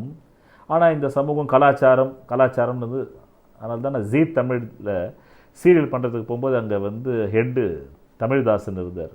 இந்த தமிழ்நாட்டில் கலாச்சாரன்றாங்களே தவிர அந்த கலாச்சாரத்துக்குள்ளே என்னென்ன ஐட்டம் இருக்குன்னு சொல்ல மாட்டேன்றாங்க சார்னு வராது. அந்த மாதிரி கலாச்சாரன்றாங்க. திருத்தணி கோயிலில் ஒரு பெண்ணால் தங்க முடியல. பார்த்துக்குங்க. காரணம் என்னன்னா, யாருமே இயல்பாக அந்த நான் சொன்னேன் இப்போ 7 சர்க்கிள் ஆஃப் சைக்கிளில் அந்த ஒழுங்காக வாழலை. 14 to 21 ஒழுங்காக காமத்தை அனுபவித்து வாழ்கிறதுக்கு சமூகம் வந்து பாரிஸ் போன்ற நாடுகள் மாதிரியும் பிரான்ஸ் போன்ற நாடுகள் மாதிரியும் மேற்கு நாடுகள் மாதிரியும் இந்தியா இருந்தால் இங்கே அந்த சர்ப்ரஸ்டு காமம் இருக்காது. இப்போ அவன் அதை வந்து பார்க்காததுனால அவனுக்கு எங்கே வாய்ப்பு கிடைச்சாலுமே வன்புணர்வில் ஈடுபடுறான். இதுதான் சமூகம். ஆக உங்களுக்கு வந்து பெரிய ஒழுக்க சிலராக வந்து காட்டிக்கிறதுக்காக சர்ப்ரஸ் பண்ணி கடைசியில் சாகிறவர்களும் காமத்தினுடைய சிந்தனையிலே சாகிறான். திருத்தணி கோயில்லையே ஒரு பெண்ணுக்கு வந்து வன்புணர்வு நடக்குதுன்னா வேறு எங்கே தான் நடக்காது. அப்புறம் அந்த அம்மா வந்து எக்மோருக்கு போகிறேன்னாங்க. நான் தான் சொன்னேன், அதை விட இது கொஞ்சம் பிரமாதமாக இருக்கும். அங்கே உனக்கு ஒரு 10-20 போலீஸ்காரங்களே பாதுகாப்பு இருக்குப்பாங்க, நீ அதனால் போய் சென்டரில் தங்கிக்காமல் காலையில் நான் ஊருக்கு போகிறேன்னு போமா அப்படின்னு. இப்போ இந்த அம்மாவுடைய எதிர்கால வாழ்க்கை நிச்சயமாக நல்லா தான் இருக்க போகுது. நான் சொன்ன அந்த 24லேருந்து 26க்குள்ளே இந்த அம்மா லைஃப்பில் வந்து 2 பேருக்கு வேலை கொடுக்குற அளவுக்கு வந்துடுவாங்க. ஆனால் இந்த படை மாண்ட நேரம் எப்படி பண்ணுதுன்ற என்னையும் பண்ணிச்சு. நான் சொன்னேன் 2 கோடி ரூபாய் எனக்கு போய் லாக் ஆகிடுச்சு. ஆனால் நான் அசரவே இல்லை. காரணம், நான் என்னுடைய 10,000 பிறவிகளில் நான் என்ன விதமான வாழ்வியல் முறையை வாழ்ந்திருக்கிறேன், இந்த ஜென்மத்தில் எதை சாதிக்க வந்திருக்கிறேன் என்பதை நான் தெளிவாக அப்படி சும்மா ஃபார்வர்ட் ரீவைண்ட் மாதிரி என் லைஃப்பை பார்த்ததுனால நான் கலங்கலை. அதனால தான் நான் சொல்வேன், கடையிலாங்குடி நடேச சாஸ்திரா சொல்கிறார், என் குருநாதனும் சொல்கிறார், பூர்வ புண்ணியத்தை துரிதப்படுத்த முடியாது. ஏன்னா ஒரு கிரகம் அங்கே உச்சமாக இருக்குதுன்னு அந்த உச்சத்துக்கான ஆக்டிவிட்டிஸ் உங்கள்கிட்ட இருக்குதான்றது நீ வாழும்போது தான் அது வெளிப்படும். இல்லைனா அது ஏட்டு சுரக்காதான். ஜாதகத்தில் உச்சமாக தான் இருக்குது, ஆனால் நிஜ வாழ்க்கையில் உச்சமாக ஆக்டிவிட்டிஸ் இல்லாத போது அப்போ நீ பல ஜென்மங்களாக அந்த உச்சத்துக்கு ஏற்ற மாதிரி வாழ்க்கையை வாழலை, அதுக்கான அனுபவ கொள்முதலை நீ செய்யலைன்னு அர்த்தம். அதுக்கு தான் இந்த உதாரணம். இப்போ விஷயத்துக்கு வாங்க. என்ன துலாம் ராசி அன்பர்களே, இந்த மாதம் ஆரம்பிக்கும் பொழுது உங்களுக்கு 16 ஜூலை 2021 at 4:24 PM முதல் 17 ஜூலை 2021 at 2:36 PMக்குள்ள உங்க கைப்பொருளை நீங்க இழக்கிற ஒரு சூழ்நிலை. ஏதோ ஒரு கைப்பொருளை இழக்கிறீங்க போங்க, அப்படிப்பட்ட ஒரு சூழ்நிலை. அதுவும் தொழில் ரீதியான, இல்லை தொழிலே கூட சில பேர் இழக்கலாம், அதுக்கான வாய்ப்பு உண்டு. அங்கிருந்து அப்படியே ஷிஃப்ட் ஆகி வரீங்கன்னா 17 ஜூலை 2021 at 2:36 PM முதல் 19 ஜூலை 2021 at 4:27 PMக்குள்ள 3 விதமான சஞ்சலங்கள். மன சஞ்சலம் தான், வேற என்ன. நம்பர் 1 மனைவி குடும்பத்தை பற்றின சஞ்சலம். நம்பர் 2 பெருங்கொண்ட கடன் அந்நிய மனுஷாட்ட வாங்கிட்டான், அவன் அவமானப்படுத்துகிறான், அந்த சஞ்சலம். நம்பர் 3 சிறுகொண்ட கடன், ஒரு ஐயர் பிராமணன் அந்த மாதிரி ஆளுகிட்ட வாங்கிட்டீங்க, அதனால் அது சம்பந்தப்பட்ட சஞ்சலம். அங்கிருந்து அப்படியே ஷிஃப்ட் ஆகி வரீங்க 19 ஜூலை 2021 at 4:27 PM முதல் 21 ஜூலை 2021 at 6:30 PMக்குள்ள எப்படியாவது செயல் புரிந்து வாழ்க்கையில் பொருளாதாரத்தை ஈட்டி இன்னும் எஞ்சி இருக்கக்கூடிய இந்த படைமாண்ட நேரத்தில் தற்சின்ன கௌரவமானுக்கு செயல வேகத்தை அதிகப்படுத்துறீங்க. 19 ஜூலை 2021 at 4:27 PM முதல் 21 ஜூலை 2021 at 6:30 PM வரை அறிவு ரீதியாக, புத்தி ரீதியாக, ஆழ்மன உந்துதல் ரீதியாக செயலாக்கம் பண்ணி 21 ஜூலை 2021 at 6:30 PM முதல் 23 ஜூலை 2021 at 8:30 PMக்குள் 3 வகையில் நீங்கள் பொருள் ஈட்டுகிறீர்கள். 1 ஞானமாக செயல் புரிந்ததால் வரக்கூடிய தொகை 7, பெருங்கொண்ட உழைப்பை செயல்படுத்தி உழைத்ததால் வரக்கூடிய தொகை 6, உங்கள் தொழில் திறமையால் வரக்கூடிய தொகை 1. இந்த பணத்தை எடுத்துகிட்டு போய் 23 ஜூலை 2021 at 8:30 PM முதல் 25 ஜூலை 2021 at 11:18 PMக்குள்ள 3 வகையில் செலவு பண்ணுறீங்க. 1 பிள்ளைகள், அவங்க ஸ்கூல் திறந்துருச்சு, ஃபீஸ் கட்டணுமே அதுக்கு. 2வது உங்களுடைய இஎம்ஐ, ஹவுசிங் லோன் ஆகட்டும், கார் லோன் ஆகட்டும், 2 வீலர் லோன் ஆகட்டும், இல்லை எங்களுக்கு எதுவுமே லோன் இல்லைங்க, அதெல்லாம் இன்னும் வீடே வாங்கலைங்க அப்படின்னாக்கா வாடகை 3 மாதம் வாடகையில் 1 மாதமாவது கொடுக்குறீங்க. அங்கேருந்து அப்படியே ஷிஃப்ட் ஆகி 25 ஜூலை 2021 at 11:18 PM முதல் 28 ஜூலை 2021 at 4:30 AMக்குள்ள 3 வகையான சிந்தனைங்க. கடன்கார சிந்தனை, தொழில் சிந்தனை, குடும்ப சிந்தனை, மனைவி சிந்தனை, அந்நிய மனுஷாட்ட வாங்கிய கடனை திருப்பி தர வேண்டிய சிந்தனை. சிந்தனையிலே இருந்தால் போதுமா மேருஜி, பணம் வேணாமா? வருது. 28 July 2021 at 4:30 AM to 30 July 2021 at 2:03 PMக்குள்ள 3 வகையில் பணம் வருதுங்க. 1 புத்தி ரீதியா, இன்னொன்று அறிவு ரீதியா, இன்னொன்று உழைப்பு ரீதியா. அறிவு ரீதியாக வரக்கூடிய பணம் 3, புத்தி ரீதியாக வரக்கூடிய பணம் 5, உழைப்பு ரீதியாக வரக்கூடிய பணம் 8, இன்னொன்று கடன் ரீதியாக ஒரு பணம் வருது, அது சின்ன அல்ப தொகை தான், 3ன்ற தொகையில் வருது. போங்க, இப்படி 4 வகையான தொகை வருது. அதை கொண்டு போய் 30 July 21 at 2:03 PM to 2 August 2021 at 1:45 AM-குள்ள 3 வகையில் செலவு பண்ணுறீங்க. ஒன்று குடும்பத்துக்காக அரிசி பருப்பு மிளகா வாங்கி போடுறீங்க, 2வது உங்களுடைய ஹெல்த்துக்காக கொஞ்சம் செலவு பண்ணுறீங்க. சில பேர் இந்த நேரத்தில் ஹெல்த் இன்சூரன்ஸ் பாலிசி கூட எடுக்கலாம். ஏன்னா நேரம் கெட்டு போயிருக்கு, திடீர்னு 2 லட்சம் 3 லட்சம் கேட்டால் என்ன அர்த்தம், ஒரு 20,000 போட்டு எடு குடும்பத்துக்கு எடு. அதுக்கப்புறமா உங்கள் மனைவிக்கு ஒரு தொகையை செலவு பண்ணுறீங்க, அந்த அம்மாவோட உடல்நல ஆரோக்கியத்துக்கு. பிறகு உங்களுடைய அபிலாஷை என்ன, சில பேருக்கு மது அபிலாஷை, சில பேருக்கு மாது அபிலாஷை. மாதுன்னாக்கா என்ன, மனைவி தான் மாது, ரைட். அதை பூர்த்தி பண்ணிட்டு தூங்கி எந்திரிச்சா அவமான அசிங்கம் காத்திருக்கு. 2 ஆகஸ்ட் 2021 at 1:45 AM முதல் 4 ஆகஸ்ட் 2021 at 1:45 PM வரை கிட்டத்தட்ட பெருங்கொண்ட கடனுக்கான ஒரு அவமானம். அது அந்நிய மனுஷால் மூலமாக வருது. நீங்கள் எந்த மதமாக இருந்தாலும் உங்களுக்கு அந்நிய மதம். அடுத்ததாக அது முகமதிய மதமாக இருக்கிறதுக்கு நிரம்ப வாய்ப்பு உண்டு, ரைட். 2வது மனைவியாலேயே ஒரு அவமானம். இப்போ தானப்பா பணம் கொடுத்தோம், ஆனால் அவமானம் வருது. குடும்பத்தால் ஒரு அவமானம், தொழிலால் ஒரு அவமானம், உங்கள் அபிலாஷைன்னு எது நினச்சி நீங்கள் முன்ன நைட்டு பண்ணீங்களோ அதனால் ஒரு அவமானம். சரி, அங்கேருந்து கடந்து 4/8/21 at 1:45 PM முதல் 7/8/21 at 12:30 AM-குள்ள 3 வகையான ஆழ்மன சிந்தனை. ஒரு பெரிய மனிதருடைய உதவி எதிர்பார்க்குறீங்க, அது கிடைக்குது. அந்த உதவி கிடைச்சதே தவிர அதுக்கான பணம் வரலை. ஆக இந்த காலகட்டத்தில் உங்களுடைய கடன்கார சிந்தனை, உங்களுடைய பெருங்கொண்ட கடன்கார சிந்தனை, பிறகு மனைவி குடும்ப சிந்தனை. இந்த சிந்தனை செயலாக்கம் பண்ணுறதுக்கு பணம் வேணும். அதே மாதிரி பெரிய மனிதர்கிட்ட நீங்கள் எதிர்பார்த்த ஹெல்ப்பு, அதுவும் தரன்ற வார்த்தை வந்திருக்கு, பணம் வரல. அது வரக்கூடிய நேரம், அந்த வரத்துக்கு நீங்கள் இன்னும் உழைக்க வேண்டியது இருக்குது அவருக்கு. அந்த உழைப்பை நீங்கள் போடுறீங்க. 7 ஆகஸ்ட் 2021 at 12:30 AM முதல் 9 ஆகஸ்ட் 2021 at 9:51 AM வரையிலும் 3 வகையில் நீங்கள் உழைப்பை செலுத்துறீங்க. 1, கடும் முயற்சியின் மூலமாக அறிவார்த்தமான உழைப்பை, உங்கள் உடல் உழைப்பின் மூலமாக அறிவார்த்தத்தை செலுத்தி புத்திசாலித்தனத்தையும் செலுத்தி நீங்கள் உழைக்கும் அந்த 7/8/21 at 12:30 AM to 9/8/21 at 9:51 AM உள்ள அந்த பெரிய மனிதர்கிட்ட ஒரு தொகையும், பிறகு உங்களுக்கு நீங்கள் ஞானமாக செயலாற்றியதற்காக 7 தொகையும், பெருங்கொண்ட உழைப்பை செலுத்தியதற்காக 6 தொகையும், பிறகு உங்களுக்கு அதிர்ஷ்ட வகையில் 1 தொகையும் வருகிறது. அதை கொண்டு போய் 11 ஆகஸ்ட் 2021 at 3:32 PM முதல் 13 ஆகஸ்ட் 2021 at 8 PM-க்குள் 3 வகையில் செலவழிக்கிறீர்கள். 1 குடும்ப தேவைகளுக்கு, 2 மனைவிக்கு, 3 தொழிலுக்காக, பிறகு உங்கள் அபிலாஷைக்காக. பிறகு அங்கிருந்து அப்படியே தூங்கி எந்திரிச்சா 13 August 2021 at 8 PM to 15 August 2021 at 10 PM-க்குள்ள 3 வகையான சிந்தனை, கடன் சிந்தனை, மனைவி சிந்தனை, குடும்ப சிந்தனை, அந்நிய மனுஷாலோடு சேர்ந்து ஏதாவது கூட்டு வியாபாரம் செய்யலாமான்ற சிந்தனை.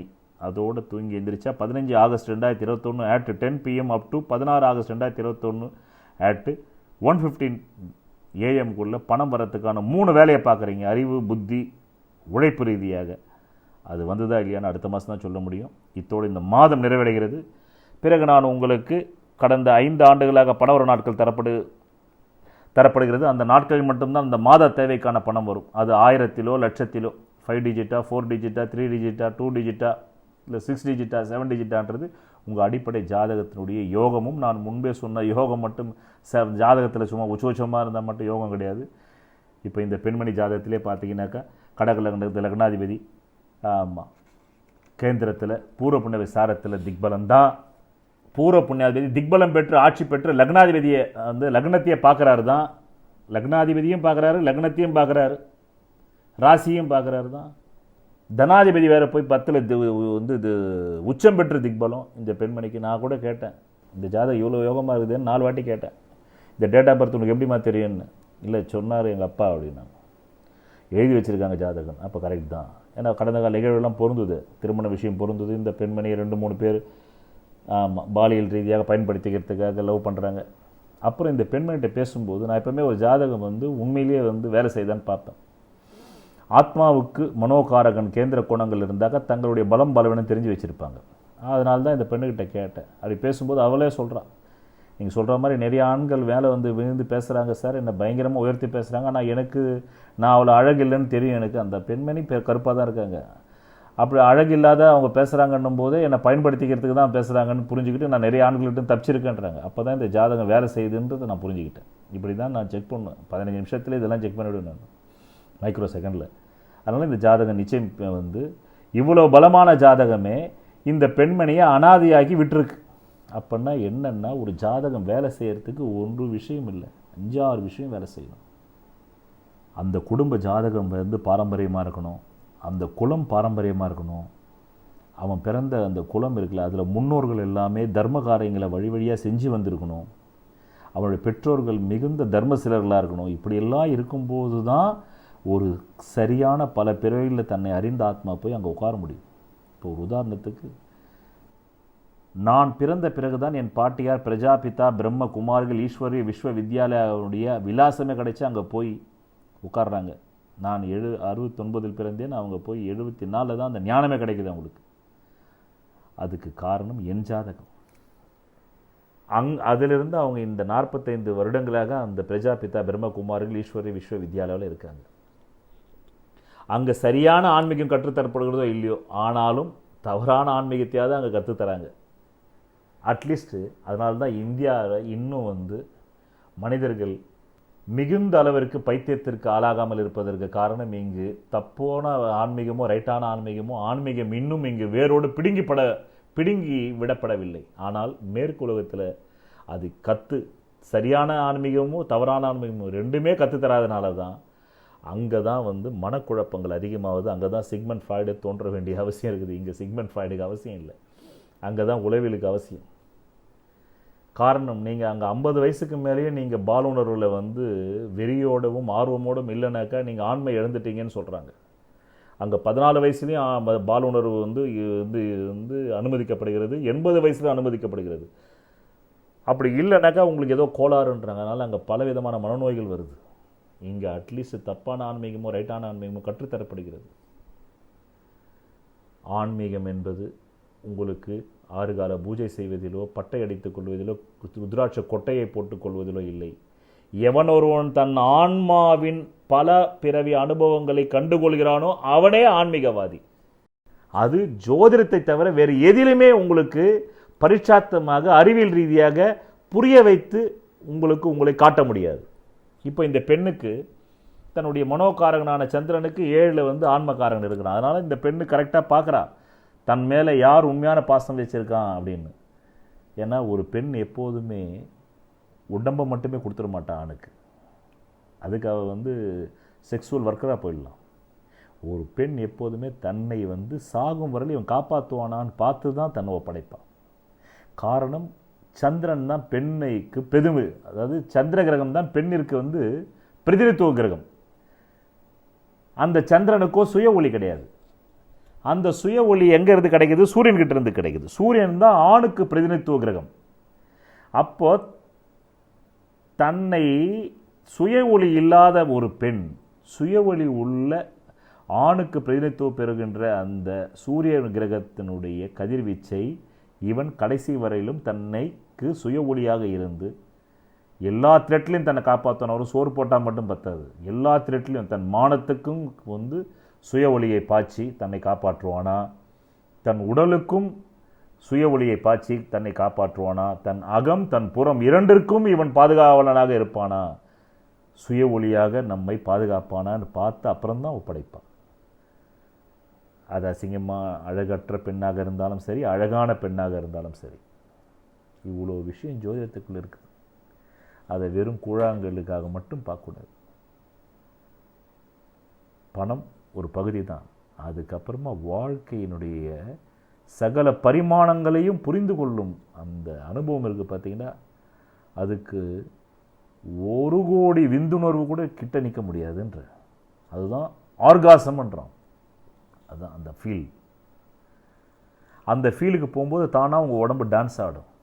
அது ஆன்மீக அனுபவம் இல்லாதவங்க அத்தனை பேருமே என்ன ஒரு டான்ஸ் சாமியார்ன்னுவாங்க. அவன் வாழ்க்கையில் இந்த உலகம் எப்படிப்பட்ட நயவஞ்சக உலகம்னா, மகிழ்ச்சியான மக்களை பார்த்தாக்கா இந்த உலகத்துக்கு பிடிக்கவே பிடிக்காது. ஆனால் மகிழ்ச்சியாக இருக்கணும்னு இவங்க பேசுவாங்க. மகிழ்ச்சியினுடைய அடையாளம் தான் நடனம். சைத்தன்யர் மிகப்பெரிய தர்க்கவாதி. அவர் ஞானம் அடைஞ்சவொடனே நடனம் ஆடினார். மீரா ஒரு அரச குடும்பத்தை சேர்ந்த பெண். தனக்கு ஞானம் வந்தவொடனே தம்புரா கையில் எடுத்துக்கிட்டு புடவை நழுவி போவது தெரியாமல் அந்த அம்மா தம்புராவை இசைக்க ஆரம்பிச்சிட்டாங்க. மகிழ்ச்சியினுடைய அடையாளம் தான் நடனம் ஆடுவது. உடனே ஆன்மீக நடனம் ஆடணுமான்னு கேட்பாங்க. ஆன்மீகம்னாலே என்னன்னு தெரியாது. ஆன்மாவின் அனுபவத்தை பெற்ற உடனே உங்களுக்கு டான்ஸ் ஆடுவீங்க. அதுக்கு முன்னாடி நீங்கள் கற்றுக்கிட்ட அனைத்து தத்துவ நூல்களும் அறநிலை நூல்களும் குப்பைன்னு தெரியும். தெரிஞ்சவுடன் நடனம் தான் உங்களுக்கு வரும். அதனால் இந்த உலகத்தில் மகிழ்ச்சியின் வெளிப்பாடு நடனம். அதனால தான் நடராஜர் ஒத்தை காலாலே ஆடுறார். ஆக இந்த 30 நாட்களுக்கும் நான் உங்களுக்கு தேதி, மாதம், வருடம், நேரம், நிமிடத்தோடு துல்லிதமாக கூறினேன். பிறகு நான் உங்களுக்கு ஒரு வருடமாகவும் யாருக்குமே எனக்கு தத்துவங்களை கூறவும் பிடிக்காது, அறிவுரை கூறவும் பிடிக்காது. அது பயனற்றது. என் வாழ்வில் ஜோதிடத்தின் அனுபவங்களை என் ஆத்மாவின் மூலம் பல்லாயிரம் கோடி பிறவிகளில் நான் அனுபவித்த ஜோதிட அனுபவத்தை ஒவ்வொரு வாரமும் நான் பகிர்ந்து கொண்டது கடுகளவு. பகிர்ந்து கொள்ள வேண்டும் என்று நினைத்து பகிர்ந்து கொள்ளாமலே போவது மலையளவு, உலகளவு, விண்ணளவு, அண்ட சராசரத்தின் அளவு, எல்லையற்றதை நான் சொல்ல வேண்டும் என்று வருகின்றேன். ஆனால் ஒரு துளியை தான் சொல்லிவிட்டு போகின்றேன் என்று கூறி, பிறகு பணவர நாட்களில் தான் பணம் வரும், கலங்காமல் இருப்பதற்கு தரப்படுகிறது. பிறகு சந்திராஷ் நாட்களில் தான் அசிங்கம், அவமான, மானபங்கம் வரும். இப்போது நோய்க்கு தொற்றான கோவிட்-19 சேர்ந்து கொண்டது. ஆனால் கோவிட்-19 நீங்கள் சந்திராஷ்டமத்தில் தான் கோவிட்-19 நோய் தொற்று உங்களுக்கும் உங்களை சார்ந்த குடும்பத்துக்கு வரும். அதிலிருந்தும் நீங்கள் தற்காத்துக் கொள்வதற்காக தான் அதுவும் தரப்படுகிறது. ஆக இதுதான் இந்த ஒரு மாத காலத்திற்கான 16 ஜூலை 21 ஃப்ரைடே அட் 4:24 PM முதல் 16 ஆகஸ்ட் 2021 மண்டே அட் 1:15 AM வரையிலும் தெளிவாக துல்லிதமாக 30 நாட்களுக்கும் நான் பலன்களை உரைத்தேன். ஜோதிடம் எப்படி மனித வாழ்க்கையை தாக்குகிறது, ஆன்மாவின் மூலமாக தன்னை அறிந்து கொண்டவனே ஜோதிடத்தை முழுவதுமாக தெரிந்து தெளிந்து தனக்கும் அவன் ஒரு விலக்கொலியாயிருப்பான், உலகத்திற்கும் விலக்கொலியாயிருப்பான் என்பதற்கான என் வாழ்க்கை அனுபவங்களை நான் உங்களுக்கு தந்தேன். நன்றி, வணக்கம். விதி, மதி, கதி. விதிங்கிறது உங்களுக்கு அமைஞ்சிருக்கிற ஜாதகத்தில் இருக்கிற ஜென்ம லக்னம்ங்கிறது. அது பலமா இருந்தா அந்த ஜென்ம லக்ன ஜாதகத்தில் இருக்கக்கூடிய அனைத்து விதமான தோஷங்களுக்கும் ஜாதக ரீதியாக பரிகாரம் செய்து உங்களை வெற்றி பெற வைக்கலாம். மதிங்கிறது உங்களுக்கு அமையக்கூடிய சந்திர லக்னம். விதியான ஜென்ம லக்னம் பலவீனமாய் கெட்டு போய் அந்த மதியாவது பலமா இருந்தா அப்பதான் நியூமராலஜி, நேமாலஜி, வாஸ்து சாஸ்திரம், ஹீப்ரு பிரமிட் நியூமராலஜி மூலமா உங்களை வெற்றி பெற செய்யலாம். ஜாதகத்துல விதி, மதிங்கிற இந்த ரெண்டுமே கேட்டு கதிங்கிற சூரிய லக்னம் பலமா இருந்தா அவங்களுக்காக கண்டுபிடிக்கப்பட்டதுதான் பரிகார சாஸ்திரம். அதன் மூலமா அவங்களுக்கு பரிகாரம் செஞ்சு அவங்களை வெற்றியாளர்களா மாற்றலாம். அந்த பரிகாரத்திற்கு என்றே நான் கண்டுபிடிக்கப்பட்டதுதான் பூர்வ புண்ணிய அதிர்ஷ்ட தெய்வ டாலர் ஆகும். நான் உங்களுக்கு ஒவ்வொரு மாதமும் சந்திராஷ்டம நாட்களை பற்றி குறிப்பிட்ட 2.5 நாட்கள் ஒவ்வொரு மாதமும் சுபகாரியங்களை தவிர்த்தல் வேண்டும் என்று பிரதி மாதமும் உங்களுக்கு தந்து கொண்டு வருகிறேன். குறிப்பாக சந்திர அஷ்டமம் என்றால் அதன் பொருள் என்னவென்றால் சந்திரன் டேஷ் அஷ்டமம். சந்திரன் உங்கள் ஜென்ம ராசிக்கு 8ஆம் இடத்திலே சஞ்சாரம் செய்யும் அந்த 2.5 நாட்களில்தான் உங்கள் மனம் பல விபரீதமான கற்பனைகளை செய்து கொள்ளும். உங்கள் உடலும் நோய்வாய்ப்படுவதற்கான அறிகுறிகள் தென்படும். அந்த நாட்களில் உங்கள் உள்ளத்தையும் உடலையும் பேணி பாதுகாத்து கொள்வதற்குத்தான் அந்த சந்திராஷ்டம நாட்கள் தரப்படுகின்றது. மேலும் அந்த நாட்களில் எந்த விதமான சுபகாரியங்களும் நீங்கள் செய்தல் கூடாது. விழிப்புணர்வை கடைபிடித்து அந்த 2.5 நாட்களில் எந்த பேராபத்தும் உங்களை அண்டாமல் பாதுகாத்து கொள்வதற்குத்தான் இந்த நாட்கள் உங்கள் நலன் கருதி தரப்படுகிறது. அடுத்தபடியாக பணவரவு நாட்கள். அந்த பணவரவு நாட்கள் என்பது உங்கள் அடிப்படை ஜாதகத்திலே தற்காலத்தில் நடைபெறும் அதிர்ஷ்ட திசையாக இருந்தால் தேவைக்கு அதிகமாகவும், நடுத்தர திசையாக இருந்தால் தேவைக்கு ஏற்பவும், நடுத்தரத்தை விட கீழான திசையாக இருந்தால் அசுப பலன்களை தரக்கூடிய திசையாக, புத்தியாக, அந்தரமாக, சூட்சுமமாக இருந்தால் தேவைக்கு குறைவாகவும் பணம் கிடைக்கும். இதை முன்கூட்டியே தெரிந்து கொண்டால் நீங்கள் திட்டமிட்டு செயல்பட்டு சில காரியங்களை வெற்றி பெறலாம் என்பதற்காக இதையும் தரப்படுகிறது. நன்றி, வணக்கம். ஒரு மனிதன் அவன் ஜாதகத்தை அறிந்து கொண்டால் தான் அவன் வாழ்க்கையில் வெற்றி நிச்சயம். சொல்வதெல்லாம் பலிக்கும் அபூர்வ வாக்கு சக்தி பெற்றவர் மெஹ்ரு அவர்கள். உங்கள் வாழ்க்கையில் பணம், புகழ், பதவி, திருமணம், குழந்தை பேறு, உயர்கல்வி, வெளிநாட்டு யோகம், கலைத்துறையில் வெற்றி, அரசியலில் வெற்றி போன்ற இன்னும் எண்ணற்ற உங்கள் வாழ்வின் கேள்விகளுக்கு ஒரு மனிதன் அவன் ஜாதகத்தை எப்படி அறிந்து கொள்வது? கான்டாக்ட் ஜோதிட Sadguruji Mehru.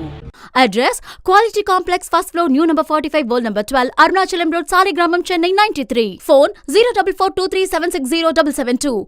Contact 9952959962, 98409 57612. Website www.srimeheru.org.